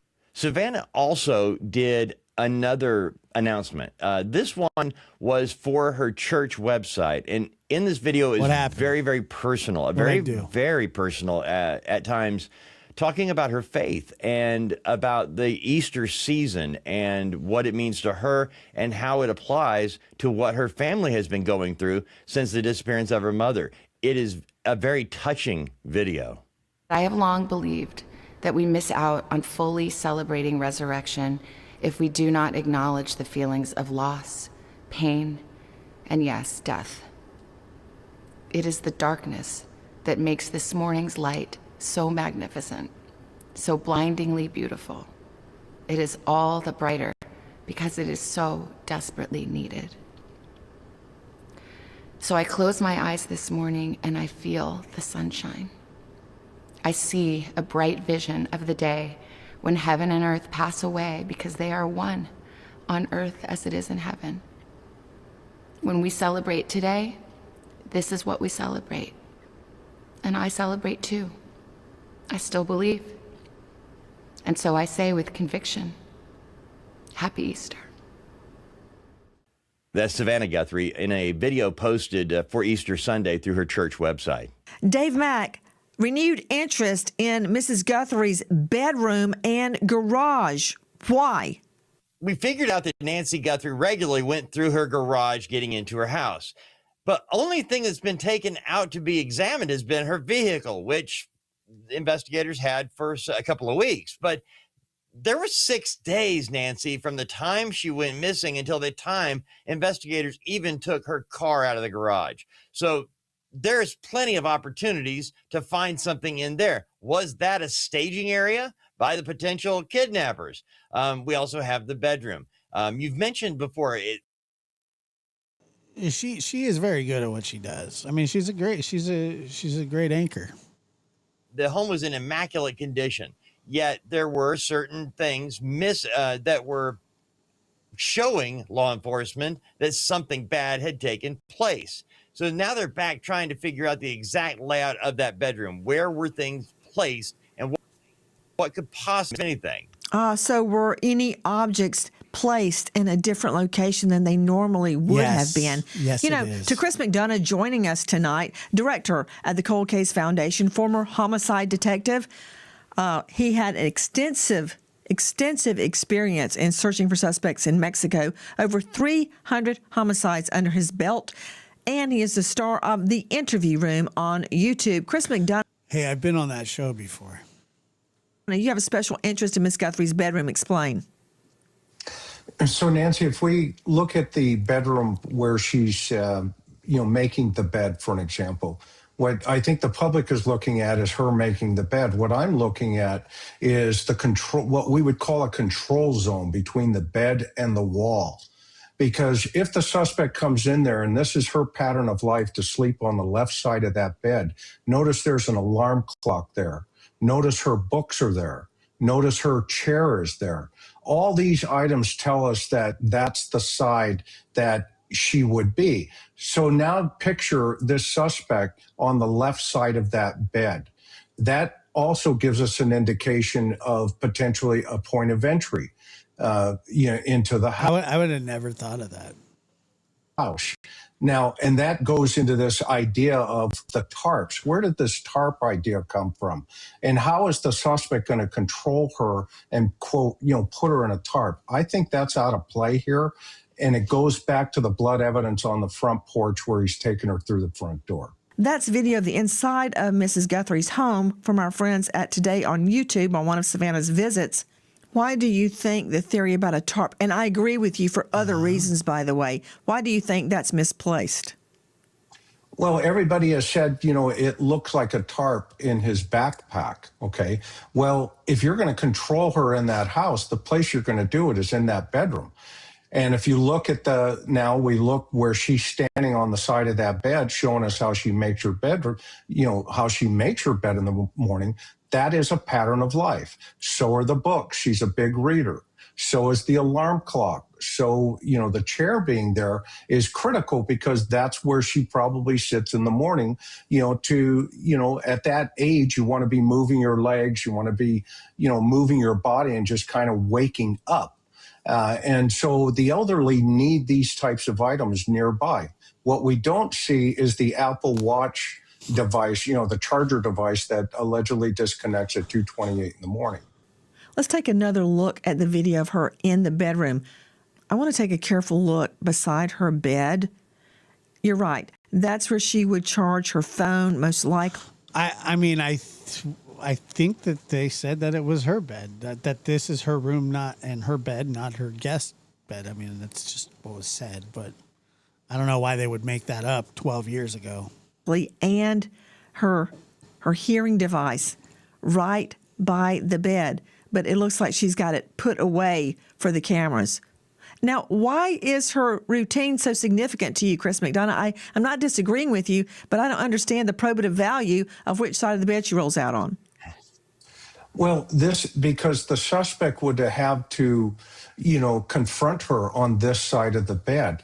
So when Savannah describes the horror of what mom is potentially seeing here, well, the suspect knows for a fact he's got her between the bed and the wall.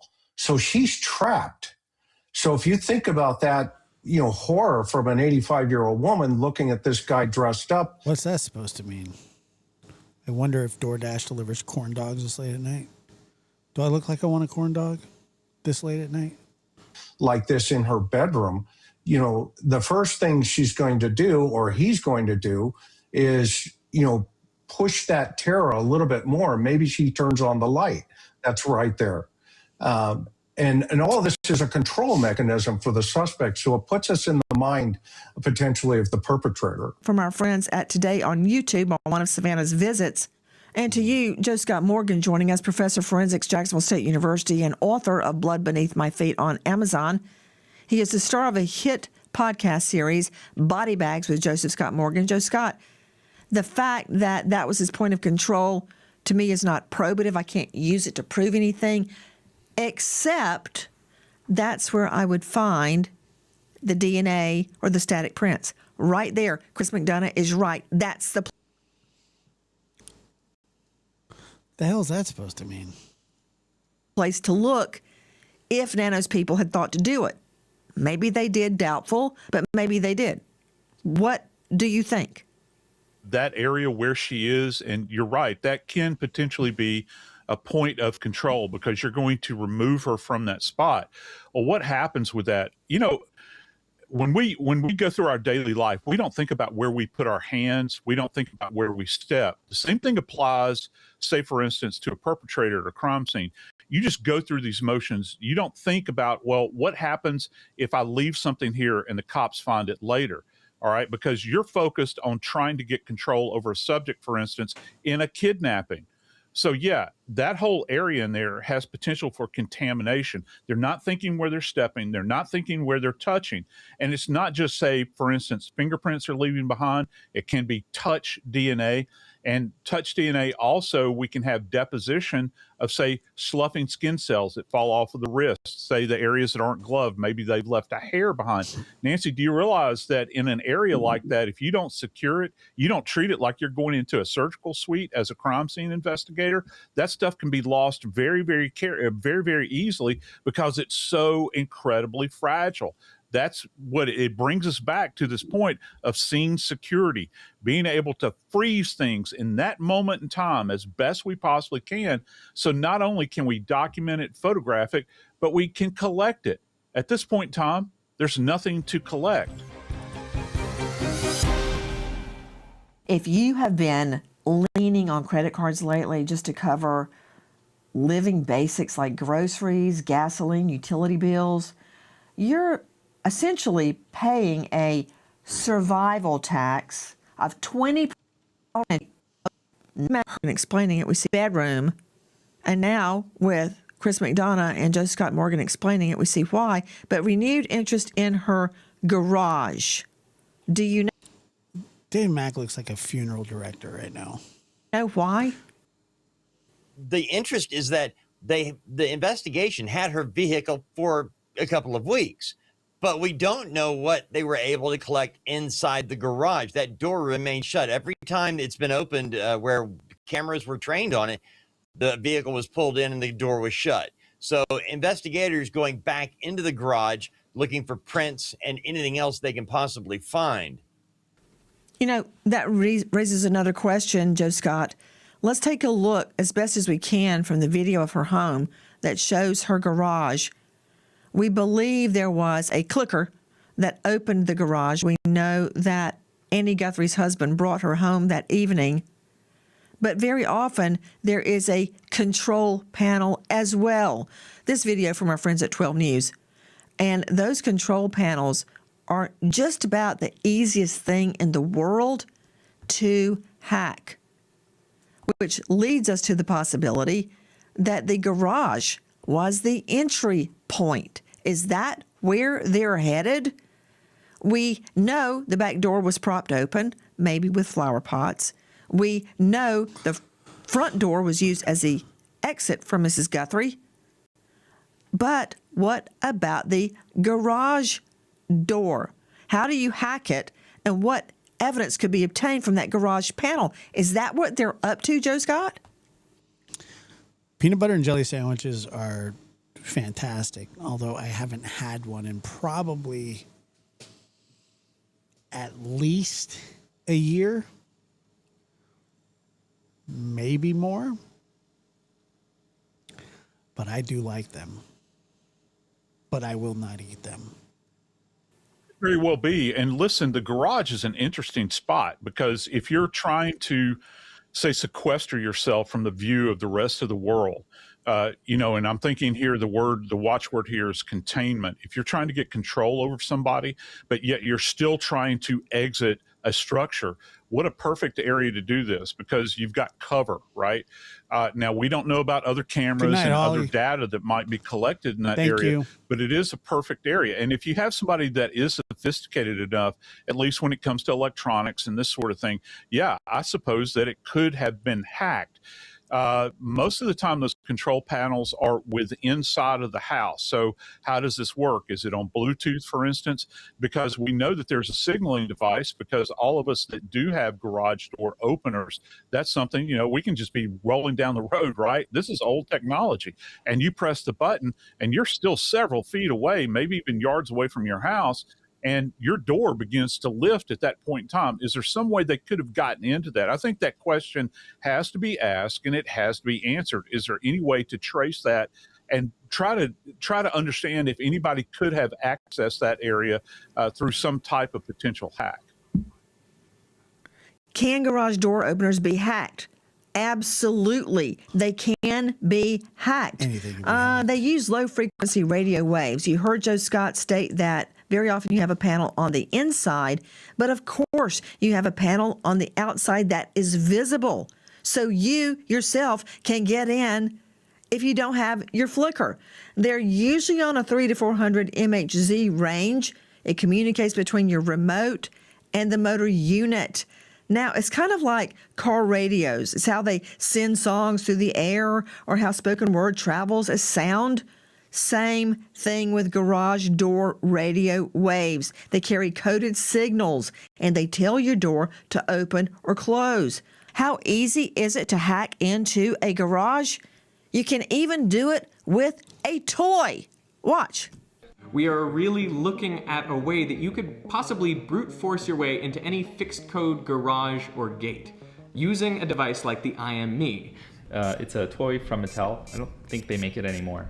But some hackers out there found that it actually has a pretty cool chip inside called the CC1110. It's a microcontroller with a transceiver. And the transceiver is really cool because it actually transmits and receives on a really wide range of frequencies, down to around 200 megahertz up to like 950 megahertz. So you can talk to a lot of things, including garages, cars, power meters, alarm systems, all sorts of things are in those bands. And there's actually some contacts underneath a battery in the back, which allows you to flash the board, erase it, and install your own software on this device. Donated $4.99 through Super Chat. Haters are gonna hate. Haters are going to hate. You're going to have the haters, right? Thank you, Terry. You can program in the De Bruyn sequence. Josh, it's so late. Good night. Good night, Patty. Do I have kids? Was that your question? Don't I have kids?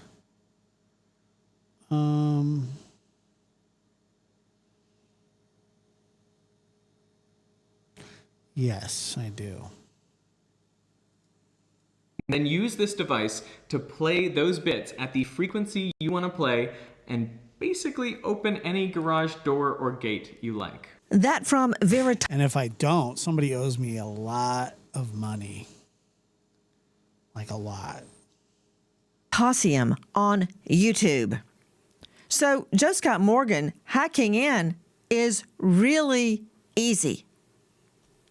Yeah, it's absolutely terrifying how easy it is. We're not talking about something, Nancy, here like a cellular device or some type of iPad or something like that. We're talking about access and control to your own residence. And when you see it demonstrated how easy it is to facilitate this, it brings into question how sophisticated do the individuals have to be that do this. And if you've got a crew of people that specialize, say, for instance, in things like robbery or intimidation or this sort of thing, I got to tell you, that garage door seems like it's really easy to defeat. That really broadens your spectrum here relative to what type of person that you're looking at that could have perpetrated this crime, Nancy. But to Dave Mack, Crime Stories investigative reporter, if the garage door was hacked, wouldn't there be a log? Wouldn't there be evidence that the door opened and closed?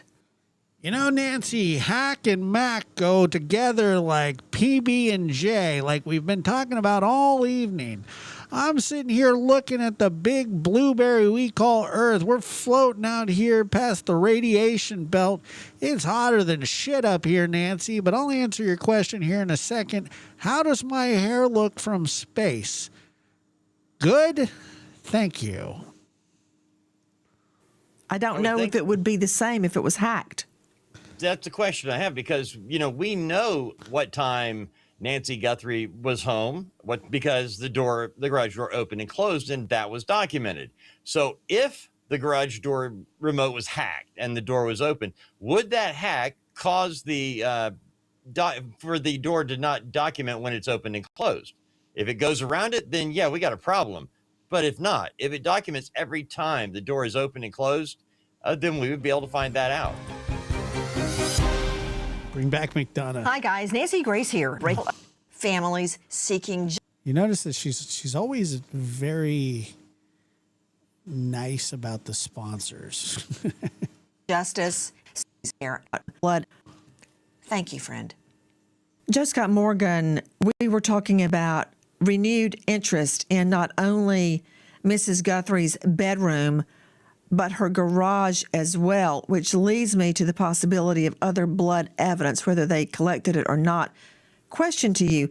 Many people have asked me if blood would reveal. I mean, I would be too if I had her sponsors.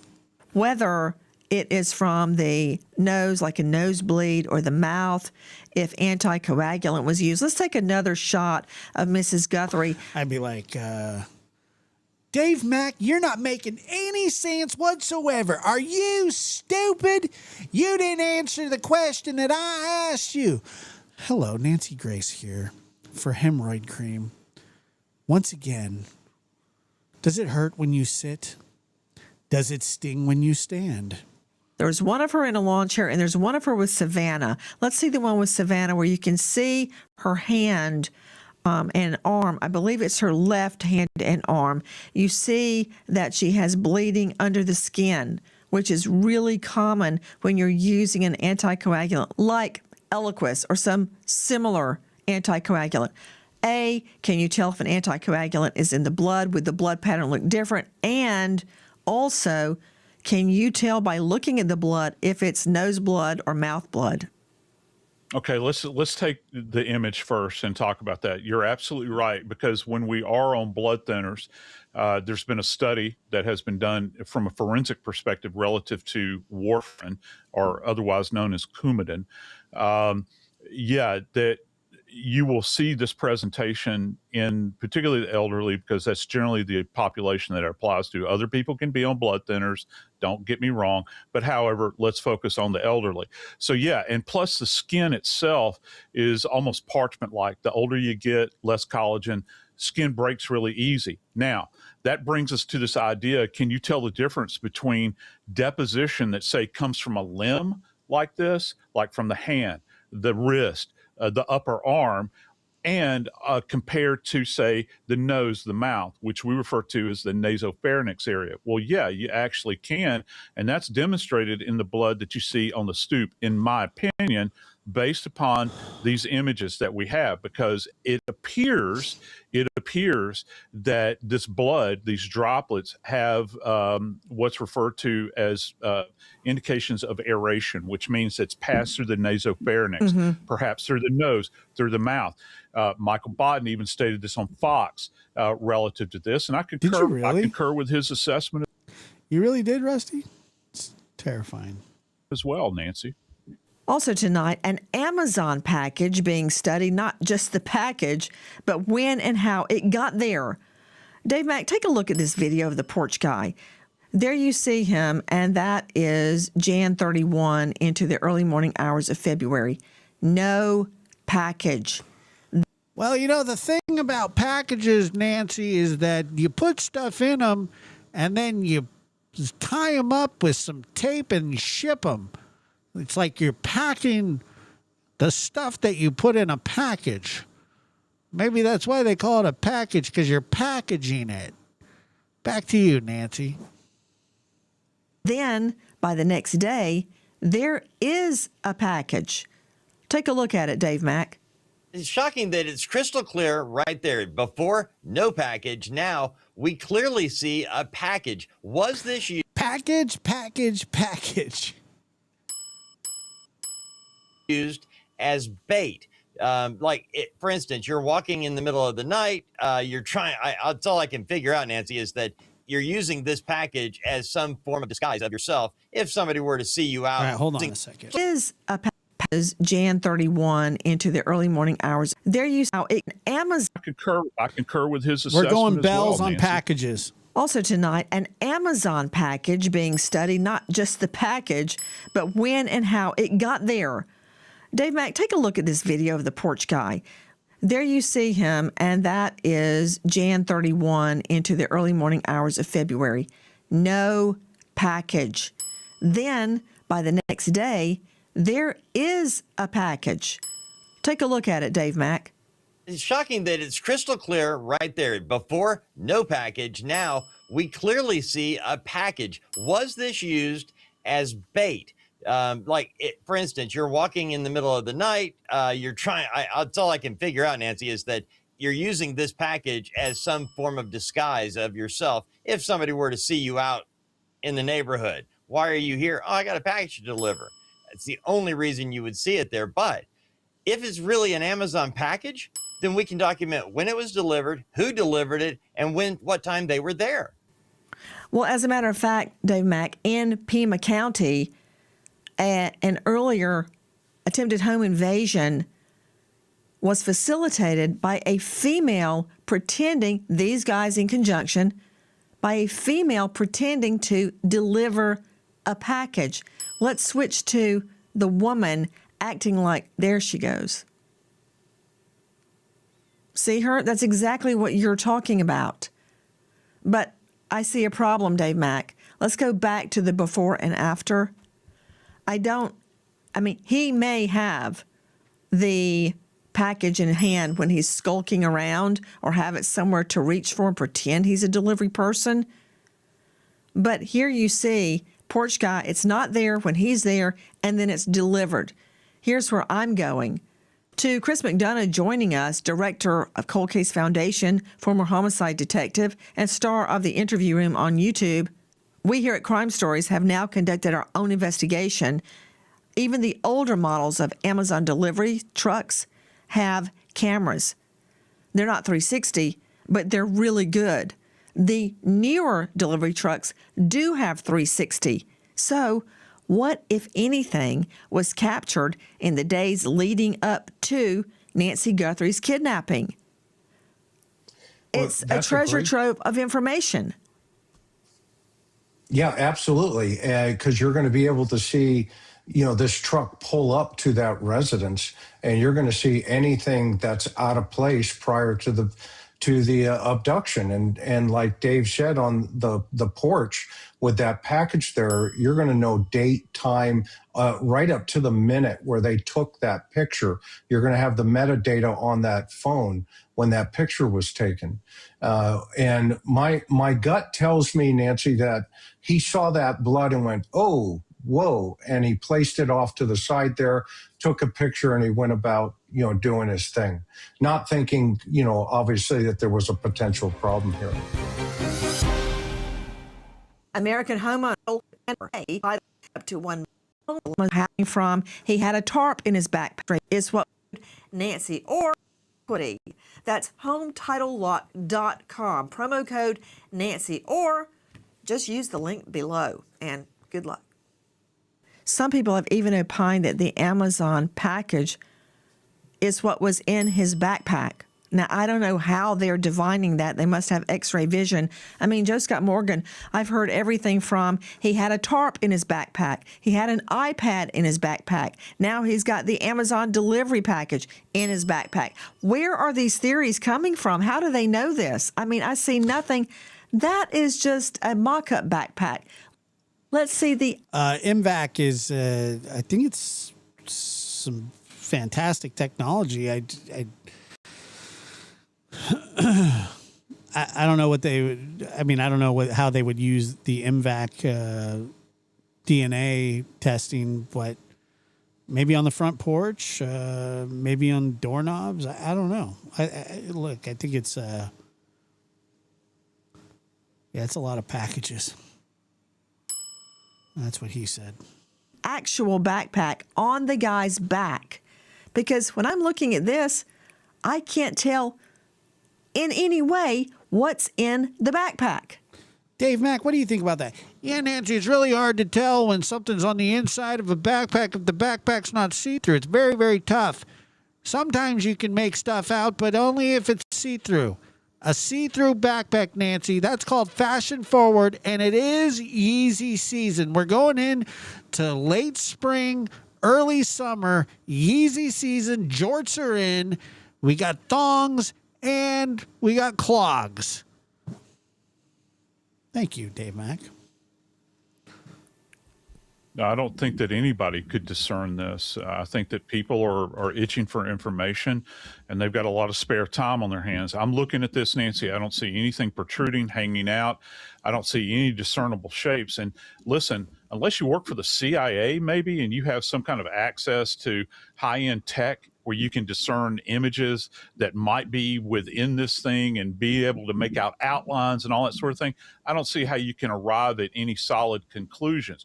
Right now, all we know is that the individual did, in fact, have a backpack. It appears to be an Ozark backpack, and that there is something contained within it. I don't know. For all I know, it could be his laundry. But you have to ask the question, though. It has to be asked from an investigative perspective. Why does this guy show up armed and carrying a backpack? What could have been contained therein?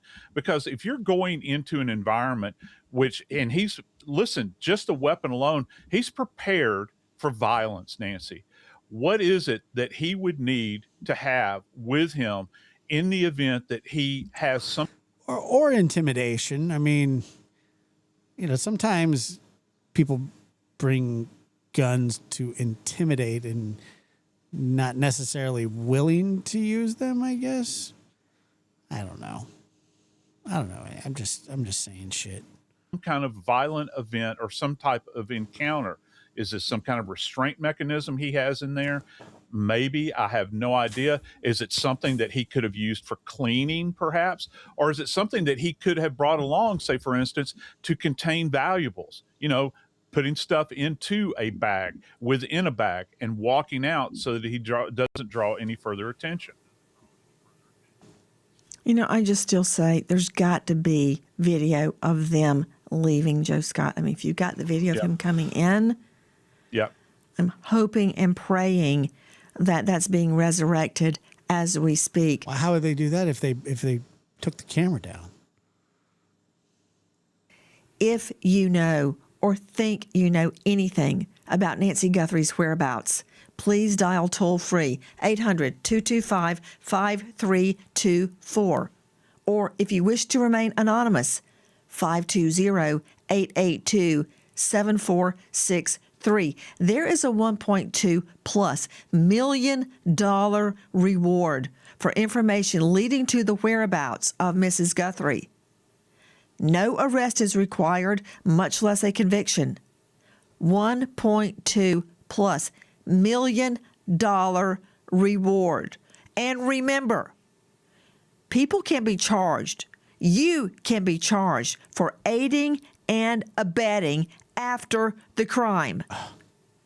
A jury is allowed to consider movements and activities before, during, and after the crime. And stark reminder, Arizona does use the death penalty. Right now, it's the needle. That in mind, 1.2+. What about the needle? That's how they, is she saying that that's what Arizona uses? $1 million reward on the table.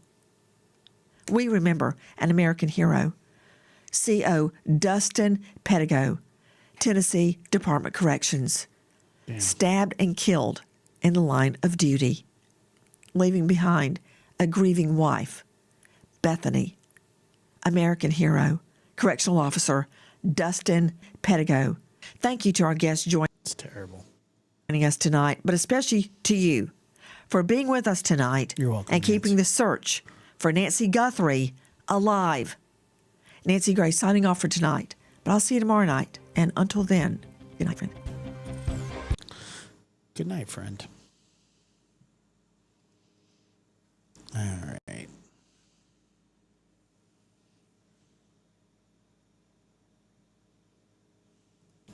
Hey, everybody. Oh, shit. She had Harvey on. Ashley has Harvey on. Oh, man. All right. I'm going to listen.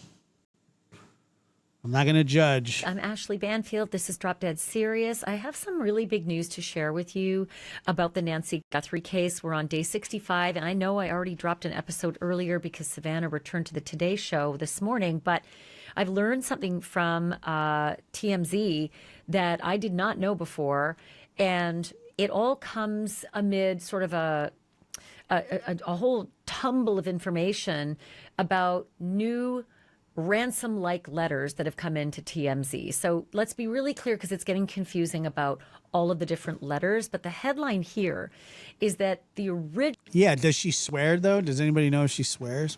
Yeah, I'll hit the bell if she swears. Original letters that came to TMZ and local TV stations making in my Tucson. job harder. There were two letters. They threatened to kill Nancy Guthrie. We had not heard that until now.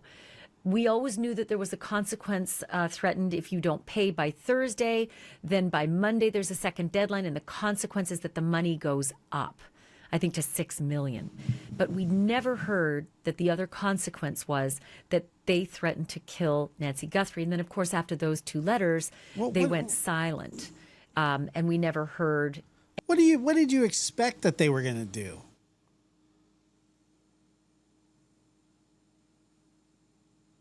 All go have bubblegum ice cream?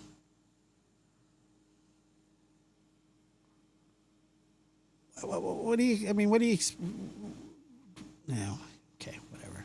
Anything afterwards, and they didn't give a mode of communication to the FBI, to the police, to TMZ, to KVOA in Tucson, to KGUN in Tucson, and incidentally, KGUN, also called KGUN, they received a second letter from these same people. And it's known that they're the same people because they had the same Bitcoin address. So the first letter went to KGUN, KVOA, and TMZ. And the second letter just went to KGUN. Don't know why, but it did. But they had this. I mean, that's the whole point of kidnapping somebody, is that you're not going to return them if the ransom's not paid. And they say, well, we're not going to pay you. Then they're like, we're going to kill the person. That's sort of same Bitcoin address. So they're from the same alleged ransom seekers. And that's the one that Savannah refers to in her interview with Hoda Kotb when she says we received what up, Brian the P? two that we received, we tend to believe are real. And TMZ has also told me that the FBI, with whom they've been working, hand in glove, because they're receiving the communications and they're turning them all over to the FBI indicated to TMZ that the FBI also believes that those two ransom letters are from the kidnappers, the real kidnappers. So let's talk a little bit more about what other notes came in, because it started to get confusing. Then there were text messages that went to Annie and Tommaso. Annie is Savannah's sister. Tommaso, named Tommy, is her husband. There were text messages that went to those two, and there were two separate messages. An FBI's, or I should say a federal affidavit, lists out a man in California who was arrested. Derek Colea is his name. They say he was scamming. They arrested him for scamming.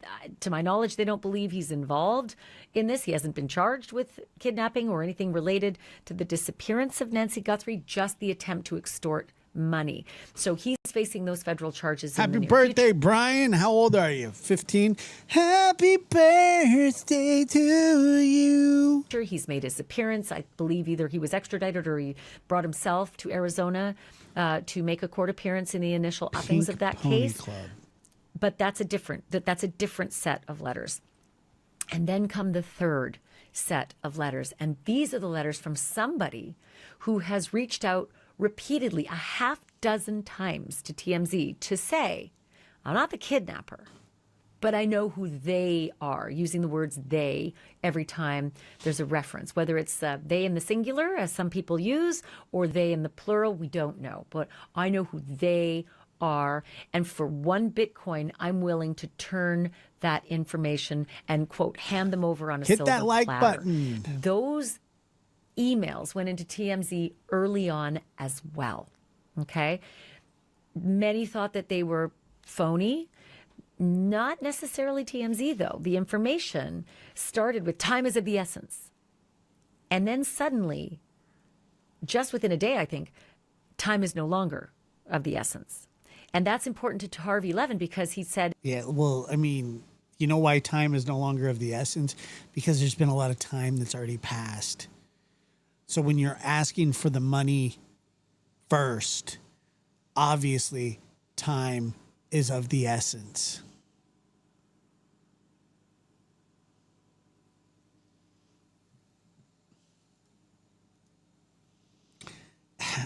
I don't know. Why don't they just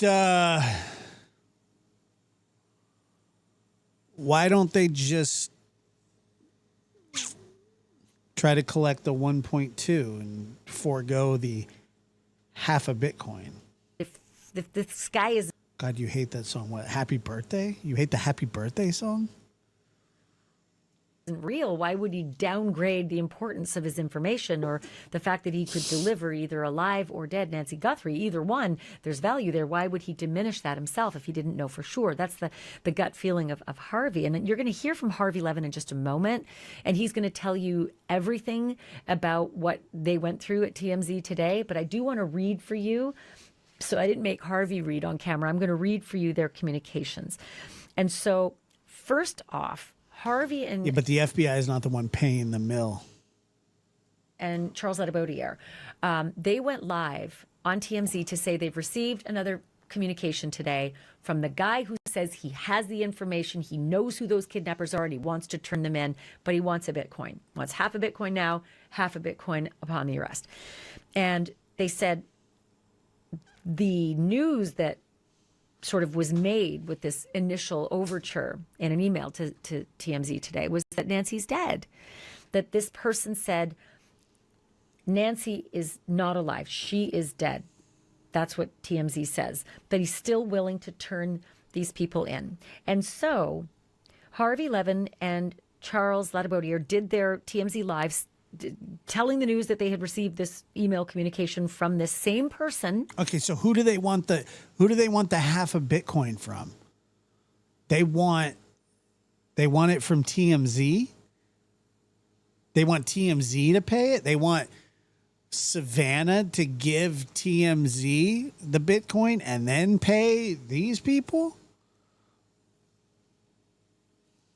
Who they've received each time, because it's the same Bitcoin address each time. So the half dozen communications about, I know who the kidnappers are and I'm willing to turn them in, is always from the same person with the same Bitcoin account. But after they did their live broadcast, they got... I hope that they catch this person, because they don't know. First of all, they don't know shit. Second of all, they need to be thrown in a dumpster. Another email from him, her, whoever. They got another email after their live address. And this one is more specific. They said in the second letter, quote, I saw her alive with them in the state of Sonora, Mexico. Interesting. I saw her alive with them in the state of Sonora, Mexico. Okay. And then this is where the sender starts to get angry.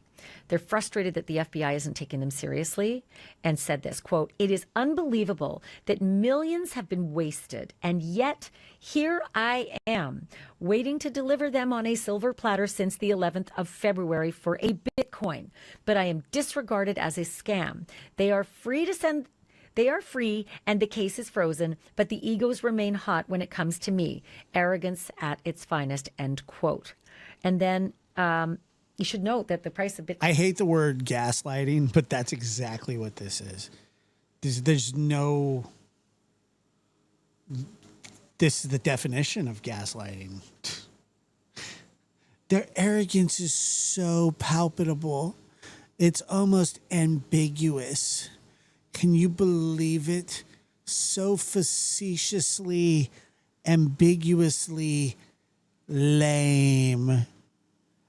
Lame. Bitcoin has been dropping. The egotistical ambiguity is so palpable. I don't think I will ever be able to be the same. I'm mad they closed Sizzler down. You know, and so now... Shut up, dickwad.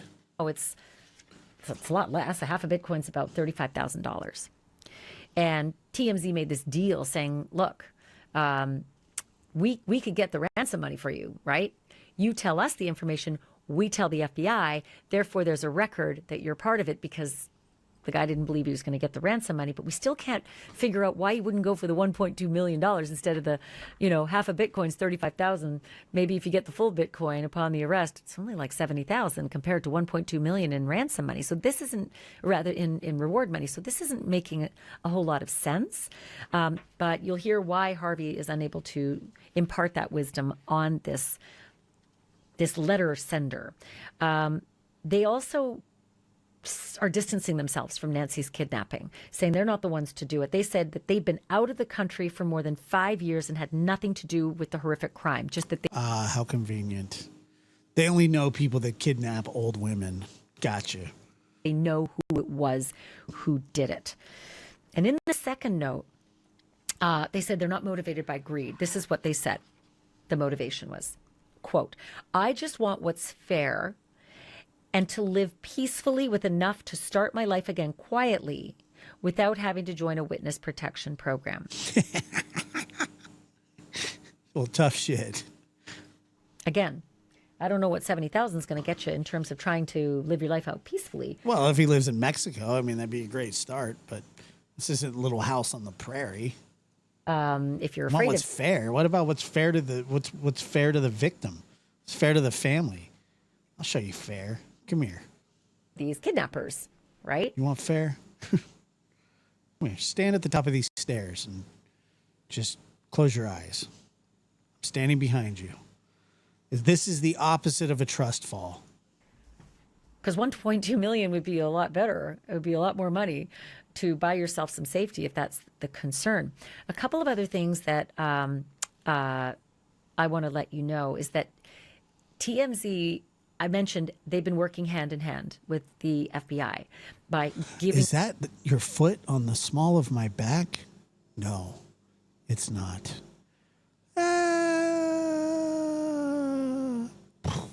How's that for fair? I'm hurt. I'm hurt. I'll never be able to walk with this foot. Them all of the communications that they receive. But it has been a two-way street. And Harvey Levin is going to tell you in just a moment what the FBI has been doing with TMZ, because they have been busy working with TMZ. I know that there are a lot of people out there who say, what's TMZ got to do with anything? A lot. Because that's where the communications are coming in. And so the FBI is taking it very seriously, and they are doing a lot with TMZ. That's coming in just a moment. But first, I want you to hear from Harvey Levin. He was super busy today, but he stepped aside to do a quick interview with me. I cover some pretty dark stuff, right? Some of the darkest stuff out there. But let me tell you, some of the scariest stuff actually happening very quietly behind your screen. Your name, your phone, your number, your home address. Well, really weird. Like, Harvey looks good for somebody who is, 50, but he's 75. We've gotten more than a half dozen emails from this person. This is somebody who says they know who the kidnappers are, plural, and where Nancy Guthrie is. We haven't heard from this person in almost a month, but today we got 2 notes from him. He is persisting. Now he wants half a Bitcoin, and he will divulge the location. Now, he says that she is in Sonoma. Let me just Sonora. check. Sonora, Yeah. Mexico. And Sonoma County in Southern California. Says she is dead, but says that he can lead them to the kidnapper. And so, he said this before, but, he is kind of repeating what he told us early on, which is she was no longer alive as of the Wednesday after she was kidnapped. And the interesting thing is you have turned all of these communications over to the FBI. Yep. They won't tell you, they won't tell anybody what they do with them, but you're privy to the Bitcoin wallet. Yeah, and so far no money has been deposited. And look, I've talked to the FBI, and I've frankly said to them, look, I'm not you, and you clearly know a heck of a lot more than me, but my spidey senses... My spidey senses. And that at that moment, it was when the FBI went, no one gives an F. My spidey senses. But my spidey senses said so. I can't believe it. Both my nipples got hard. Are just telling me something about this guy, because Not just one either, Ashley, both of them. I told the FBI agent, he just went, no. Asked me a long time ago to put the word out, which we did, that anybody who is, doing this as a hoax to get money would be prosecuted by the federal government. And this person wrote back and said, I understand that. I am not in any way hoaxing. This is real. And then the other thing that just got me was, I believe it was the Tuesday after Nancy Guthrie was kidnapped. He sent us this note saying, I know where she is. I know who the kidnappers are. Time is of the essence. That was on a Tuesday. On Wednesday, we got another note from the same person, but said, time is no longer of the essence. Meaning, I think, she is no longer alive, right? Well, if somebody is carrying out a hoax, why would they take the immediacy away and say she's no longer alive? That made it feel to me like there's something legit, because why would he take away the incentive to get the money fast? Because he hasn't got the money fast already. Now he's just desperate. And that's why he wants only half a Bitcoin, not a full Bitcoin. And it's to trick people like you that have spidey senses.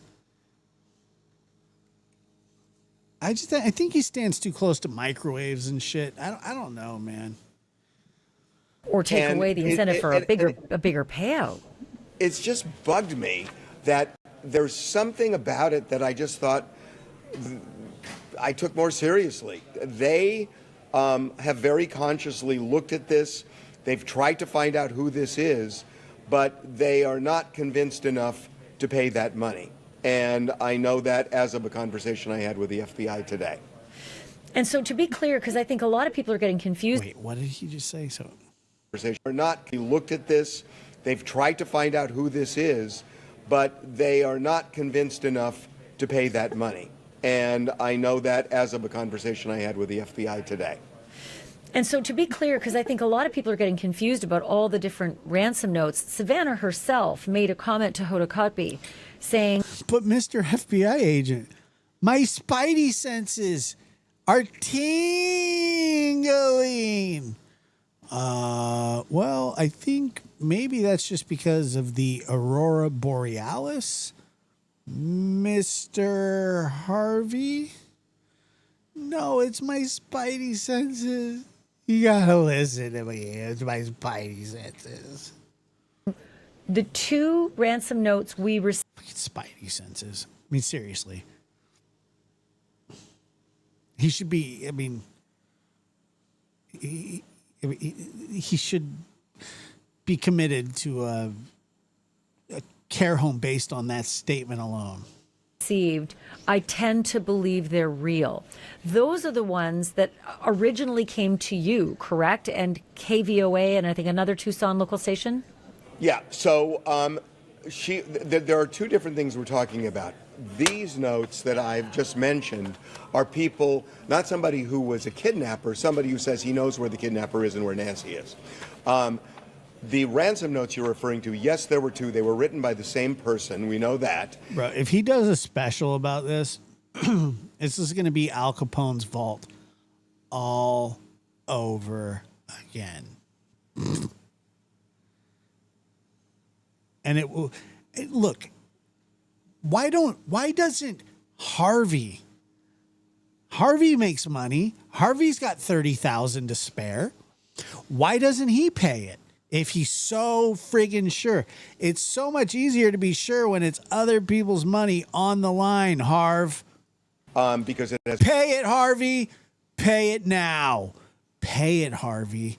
Pay it. It's the same Bitcoin address in both. We received the first one. Pay it. Along with two Tucson stations, the local stations. The second one was sent to just one local station there, K-Gun, but it's from the same person. I know that the FBI believes that those ransom notes are real, that is from the kidnapper. They have done everything they can, from what I understand, to figure out who sent these notes. They were on with my IT team for hours and hours and hours working with my IT team, and they came up dry. And they could not find it, and they still haven't found out who wrote it. This is a cold case, and they're just waiting for one of those breaks that often comes, but they are at a dead end right now. You heard from the FBI that they believed those first two overtures were really from the kidnappers as opposed to scammers overseas or some ne'er-do-well? Yes, and they are from the same person. Holy cow. So when Savannah said that, she must have had that indication from the FBI. They must have told her that they thought that they were real. Yeah, now what I don't understand is that she was going to pay and for whatever reason they backed off. They had a reason for backing off. And I know they they did something. I don't feel comfortable saying it, but they did because they had asked When has that ever stopped you before, Harvey? me not to way back then. I don't know if it's changed at this point. But they thought they had a way of tracking that Bitcoin address. Didn't work. Holy cow. And there's been no other communications ever since Good night, Mary. those two, right? Like there was the Tell Pop we first said what's note up. that said you've got deadlines, right? You've got a Thursday deadline and then you've got a Monday deadline. And then that second one that went to Kagan, you said. And how is the second ransom note different from the first? What was it suggesting? I never saw it. I never saw it, but I don't think it changed the game from what I'm being told by the FBI, that they believe from the same person. It had to be because the Bitcoin address is the same. And they just told me that it was from the same person. And those folks at KGUN never did disclose the contents of their note. They've never talked about it. We don't know what's in it. We didn't read it. But it didn't change the game. The person who wrote that first note, they believe is the kidnapper. And they have just come up dry. And we know that they used the same Bitcoin address in the note that went to you and the two stations and to KGUN. That second note, they all had the same Bitcoin That's address. what I'm told. So the interesting thing is, Harvey, if you think back, and it's hard now with 64 or so odd days, Savannah and her family did a second or subsequent address on Instagram saying, we understand. We've heard your communication and we understand. And we just now want her back with us so we can celebrate with her. And we're willing to pay. And that, to many people, sounded like, we've heard what you've said. We understand what's happened. We still want a body back. Like it sounded as though they had made an overture that maybe Nancy died. I agree. I mean, that's the way I took it as well. That's the way I took it as well. Again, if you believe the guy who's been writing us these notes, she died somewhere between Tuesday and Wednesday after she was kidnapped. And I don't know whether that's because, look, and they said in the letter that they would kill her if they didn't get the $6 million by that Monday. So it's unclear whether this was foul play or she died because, she was ill, she didn't have her meds. So I have no idea. But if you believe this guy, it happened somewhere between Tuesday and Wednesday. So the ransom letters did threaten to kill her. Yes. Oh. All right. And so let's be clear. And I want to say one other thing. Yeah. When I talked to somebody from the FBI today, this person wanted us to repeat that there is still a $1 million, actually $1.1 million reward out there. So, they're hoping, because they believe money can be a motivator here, and that's why they're doing it. But they wanted that word out because they feel like people have kind of forgotten it. But there's a lot of money on the line for information. And I think it's even up to 1.2 million with the different sources. But 1-800-CALL-FBI. I say it on every podcast. 1-800-CALL-FBI. If you know anything, if anybody acted weird, on February 1st, even 2nd, 3rd, 4th, or 5th of the next week, when the video came out of the masked man, that guy had to be scared. He had to act differently that day. I always say, for people who think that someone they know acted in a weird way in those dates, 1-800-CALL-FBI. Harvey, the letters that came out today to you, it seems like there's a mixed message. Like in the first letter, does he say she's dead? And then the second letter to you today, he says, I saw her alive with them in Sonora? No, he never said she was alive at all. He says she's dead. But he just said after you talked about, when you did your TMZ live today, they sent a second letter saying, quote, I saw her alive with them in the state of Sonora, Mexico. Maybe he's referring in past tense, because in the first letter they said she's dead. It's past tense. It's past tense. Yeah, and so now I saw her. He's saying I saw her alive with them in the state of Sonora, Mexico. My request is not huge, and he goes on. He's talking about. He says he saw her there, but he's talking past back tense. then. Yeah, and now he's definitive in the first, that yeah. Nancy. He says if this person is truthful, he's saying that Nancy is dead. Now again, I talked to the FBI about this. I had a fairly long conversation today, and it's just I've gotten to know some of these people, and we were just talking, and I said, look, I feel kind of out of place to even say it, but there's just something that's been gnawing at me with these letters that, you know, this guy knows it's a federal crime. He keeps sending these notes, and it was that whole thing about time is no longer of the essence. And they said, yeah, we hear you, but, you know, there are a lot of crackpots out there. So maybe they know something, I mean, I'm sure they do, that I don't know. But on the one hand, they seem to be dismissing it. On the other hand, I can tell you they spent a heck of a lot of time trying to track down this guy's email, and they weren't able to do it. I'll tell you, that's the craziest thing about this, Ashley, is that this is 2026. Yeah, how are and when you look at that's what I was thinking too. How are you not able to track an email address? The FBI.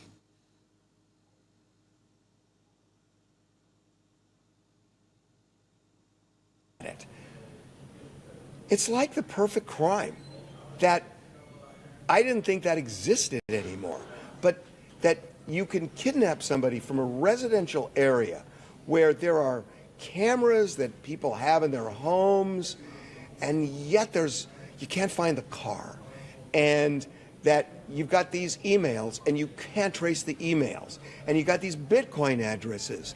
And I can tell you that the FBI did something with that Bitcoin address from the kidnapper, and they actually did something, came up dry there. And I just never thought Little of the Miss perfect Sharon. crime. Thank you. Let's see. What are we at? How many likes do we have? Let's see. Can we get 400? 400 likes would be nice. I would like 400 likes. But I'm thankful for everybody that has liked it. Something like this, where somehow you could evade everyone. Now, there were clearly mistakes made, God, especially I hope so. by the sheriff. Nonetheless, you know, the FBI came in and they got nothing. And in 2026, Hard to believe. it is really stunning. Yeah, I mean, you've got all of the opportunities for the regular forensics to work, right? A guy's got a bite light in his mouth, which he had to put in and take out, maybe with those gloved fingers, and touch something. Door handles to get in, the actual bracket behind the camera, which he's messing with. There's all sorts of opportunities to find that, right? There's a vehicle that he had to have conveyed Nancy in. You can't take her on a bike or a moped. Right. You know, Thank then you. there's the digital trail, and none of this is working. Sorry. It's crazy. And you know, we cover so many cases, as do you, Wait, what was that little Huffy? Did you see the Huffy? We cover Did we? so. It's crazy. And you know, we cover. Wow. Cover so many. It's crazy. And you know, we talk about spazzing out. Cover. It's crazy. And you know, we cover so many cases, as do you, where, you know, people make mistakes, they get spotted, and he just disappeared. Yeah, vanished. And as did she, which is just so... Tell me about the frustration in this latest email from this perpetrator, or at least the person who suggests he knows the perpetrators. I would consider this a perpetrator as well. He feels like millions of dollars have been wasted, yet here I am, willing to deliver them on a silver platter. Meaning willing to deliver the kidnappers. And he's talking plural. I don't know if he's talking about them in plural or them in the singular sense. He's constantly talked about them in plural. He is? Yeah. And he seems angry that the FBI is dismissing him. He's been kind of bent out of shape from almost the beginning, saying everybody thinks I'm crazy, they don't take me seriously. He's gone on and on about this. And he says, you know, at different times. At one point he said he had a criminal record. I forgot what he said the crime was, but it was some kind of burglary or something like that. Yeah, he broke into a Piggly Wiggly and stole jalapeno poppers out of the hot box. That's what I heard. That's just what I heard, but I don't know. Don't quote me on that. That's not. I cannot confirm. And that he was worried that they might try and implicate him, and he would have to go underground, take care of his family, he said, and that's why. Donna, thank you for gifting 5 lab memberships. It's very kind of you. He needed the money. So, you know, he's kind of given this life story in kind of a weird way over a series of letters.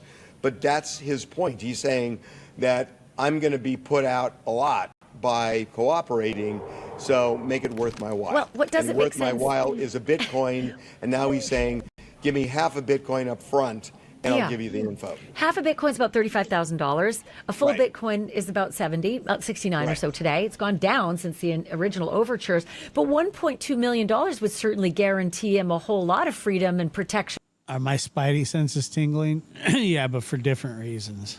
From whoever it is he fears. It just doesn't make any sense. Are you able to email him back? No, it doesn't work. It doesn't work. Yeah, and we, you know, he addressed the reward. I don't know if he addressed it after they made it 1 million, but when it was 100,000, he said, I don't trust the FBI. That's why he started contacting us. He said, but he trusts TMZ. That makes tons of sense.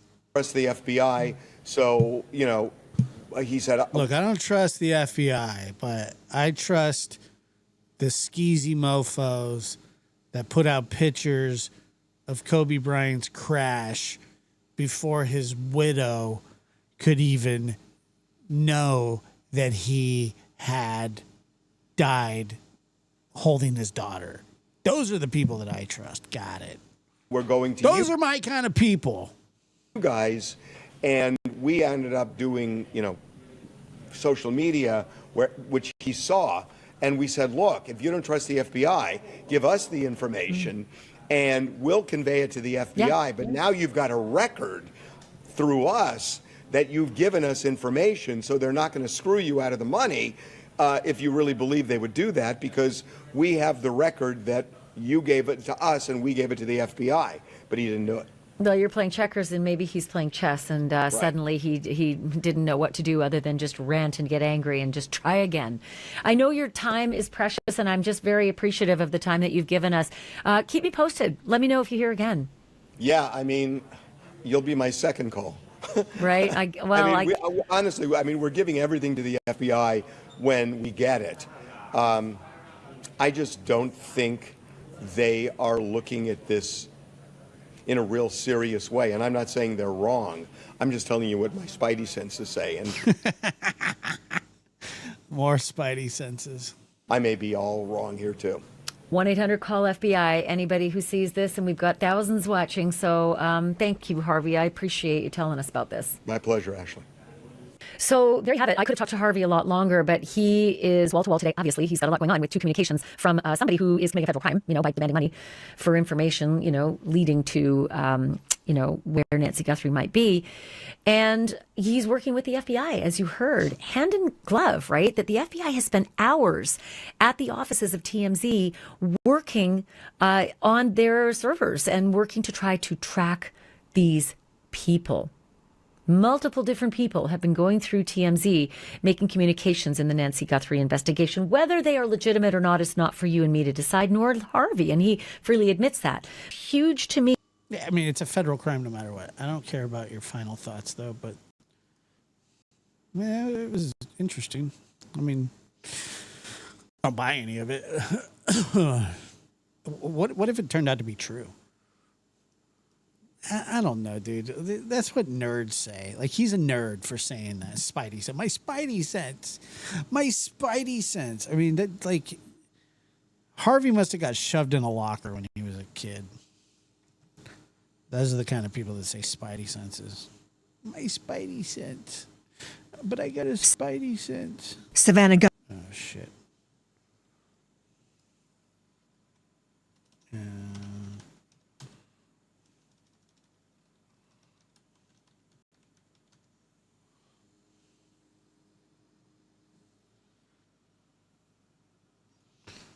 I don't think I.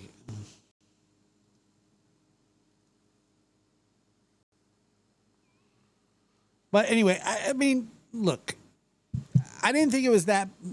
I think it was a big deal that Savannah went back to work.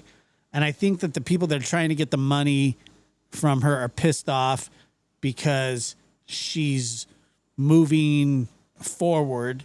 I'm not saying moving on, but she's moving forward, which what is she supposed to do? And, you know, she did cuss. She said shit. She absolutely cussed. So I think that they're probably upset about that. Nerds are smart. Harvey's a dork. Okay, dork. All right, fair enough. But I just don't. I don't know. I don't think that her going back to work is abnormal. I mean, what is she supposed to do? Somebody here earlier was suggesting that she scour the entire desert from Arizona to Mexico. And, you know, I find that asinine. Asinine. That is another great word for today. Well, whether she's on contract or not, I mean, what are they going to do? You know, I mean, I get it. Yeah, she's on. Yes, she has a contract, but I doubt that they were forcing her to come back. Now, I don't know. People have to go back to work at some point, don't they? And this is another point. This is a great point. She can't let them win by giving up on her life. They obviously have never been to the desert. I don't even believe the theory that someone is obsessed with Savannah. Ah, gotcha. She could have went on at least one search. And that would have made you feel better, you personally, Rebecca? I mean, I'm just curious.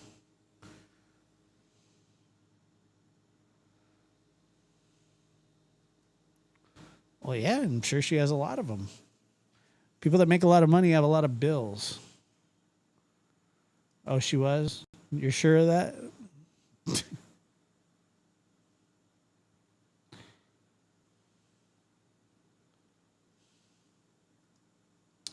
It's possible. It's possible. Rusty says, I feel like they're out of leads. That's why Savannah went back to work. It's possible. Well, as long as it would have made you feel better, Rebecca, that's all that matters, right? We're the world is your oyster, and we're just trying to make you feel better. Well, if she would have gone on one search, it would have made me feel better. Well, who gives a shit how you feel about it? You know, I mean, seriously, it's weird, you know? I mean, it's just a weird take. I don't know. Has nothing to do with the fact that she put up. At Jessica.77777 donated $5 through Super Chat. Thanks, Josh, and to use towards the new dog emoji, leash, smiley face emoji, yellow heart emoji. Appreciate it. Thank you very much. Yes. Got to get that new big old safety leash. The limited warranty or the lifetime warranty. Well, look, it's just a dumb thing to think that she could have gone in at least one search. Her pleading for her mother to come home wasn't enough. Her crying and saying, please do the right thing.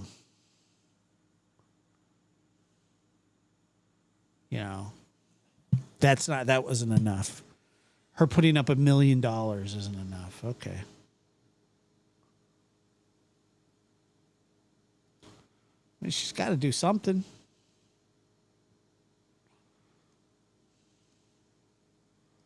No.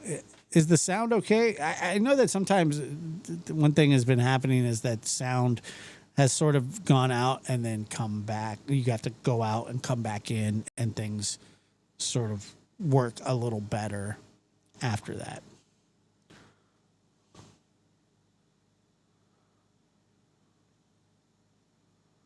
But anyway. Well, I think you're right about that, Tanner, but I don't, even if she was. She has enough money to have private eye search for her. I don't know, man. I just think that criticism is I think it's so unwarranted and unfounded, and it's just like people can just be so impossible with their demands of how other people should have to live their lives and the way that they should have to act. It's almost tiring, to put that kind of demand on other people when you've never actually had something like this happen to you. To think that you could know with clarity the right things and the wrong things to do is just weird to me. And maybe that's because I'm weird. But I just feel like it is so far off.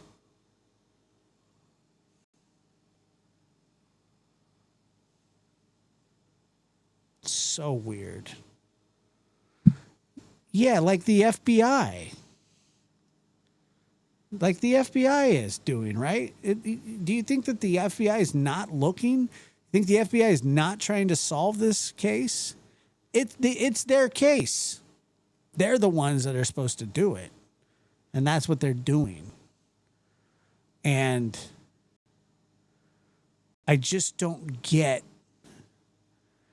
when people say, well, she could have gone on one search, or she, the fact that she was on TV pleading, crying, saying, please, we'll do whatever. That's not enough. They want her to go and crawl in the friggin' desert. They want her brother to fly a plane over the desert. I mean, come on. Eric Schultz 6865 donated $5 through Super Chat. Not to put words in Chris's mouth, but wouldn't you get in front of the press and say, help us? Talking about Annie and Tomato. Well, Annie did. I mean, Annie at one point did. I think it was the first video. She did say something, correct? I mean, it wasn't a lot, but I mean, I don't know. I don't know what I would do if I were them. I wish I did know. I just don't.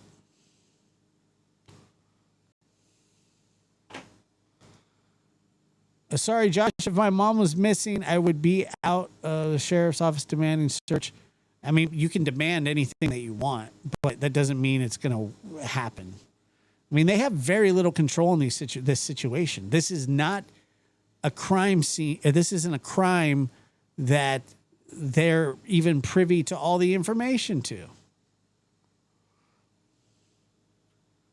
I mean, you could say that. You can do that, but that doesn't mean it's going to make anything better. It doesn't mean it's going to make anything happen.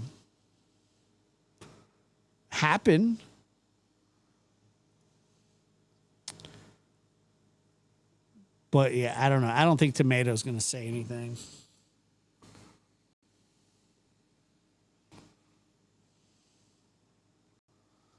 The perp got the attention that he wanted. I mean,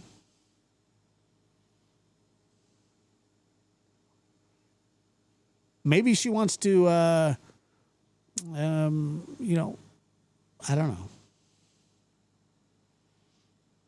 That's a fact, Terry. That's a fact. I'm a searcher.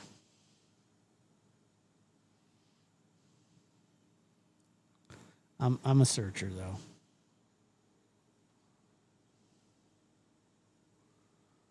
Well, yeah, I agree with this too. It's not a TV show.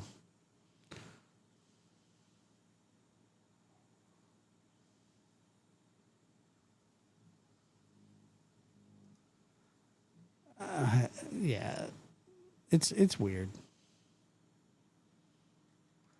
Who am I saying what to? I don't know. I've said a lot of stuff. I'm just talking to an audience. I don't know. I'm just sort of spitballing here. I mean, I don't know. What do you want me to talk to somebody specifically? Well, I put things up on.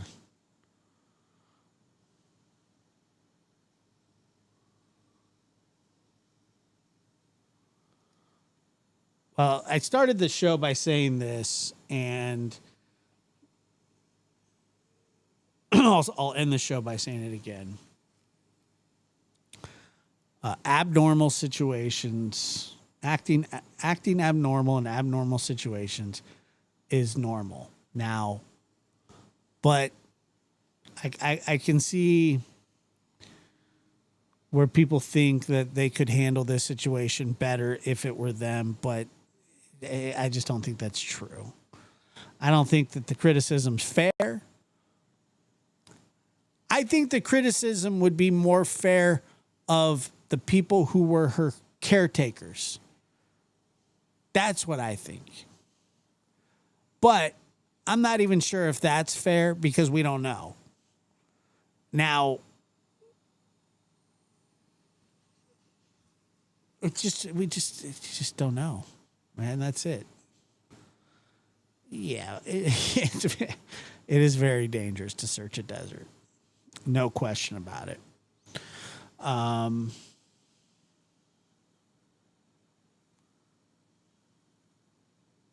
I would be a mess too.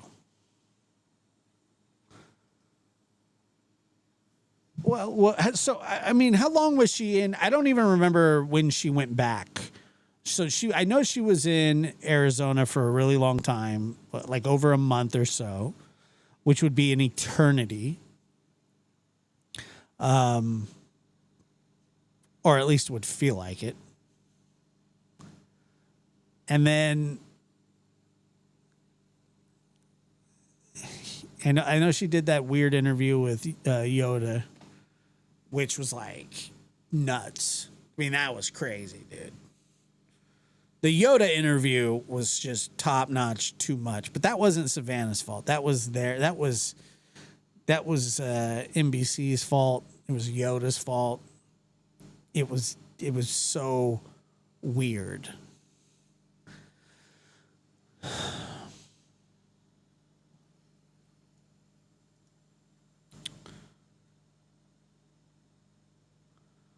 Let's see. When my mom passed away, I threw myself into my work to not think about it afterwards. So, yeah. Yes, I agree. It was such a weird, that was such a odd,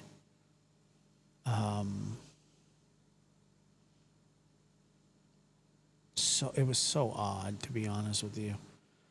It's still, thinking about it, odd. Well, look, let's just say this. There was somebody out there today, Tommaso was driving his car, and somebody decided to follow him. Think about people going out in the desert a month ago searching the desert. What the frig? I mean, it would be a spectacle. Plus, you wouldn't even know where to look.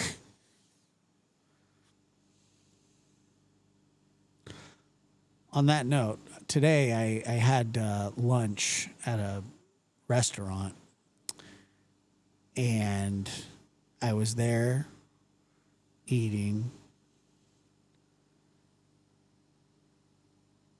And I put my AirPods in.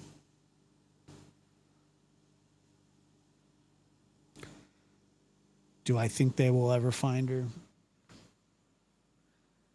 I don't know. Less and less by the day, I think.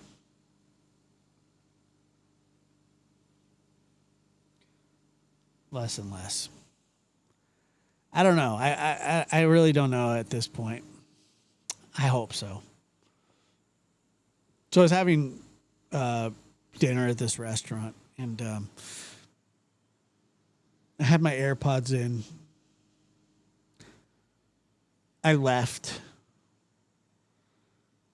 I was wearing my AirPods most of the day. And then I went to look for the case. And I used the Find My iPhone app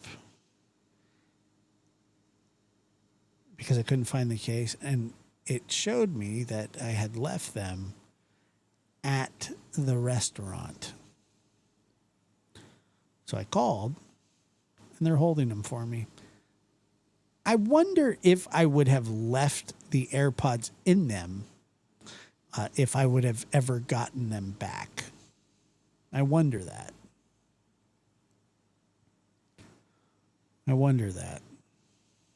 I'd like to think so, but I'm not sure.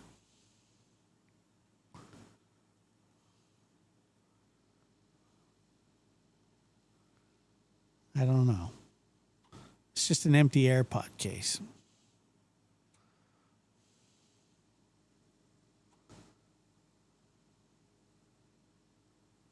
Anyway.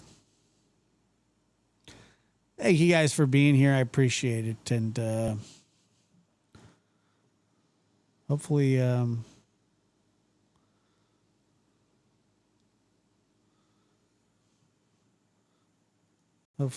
Nancy is found tomorrow. Good night.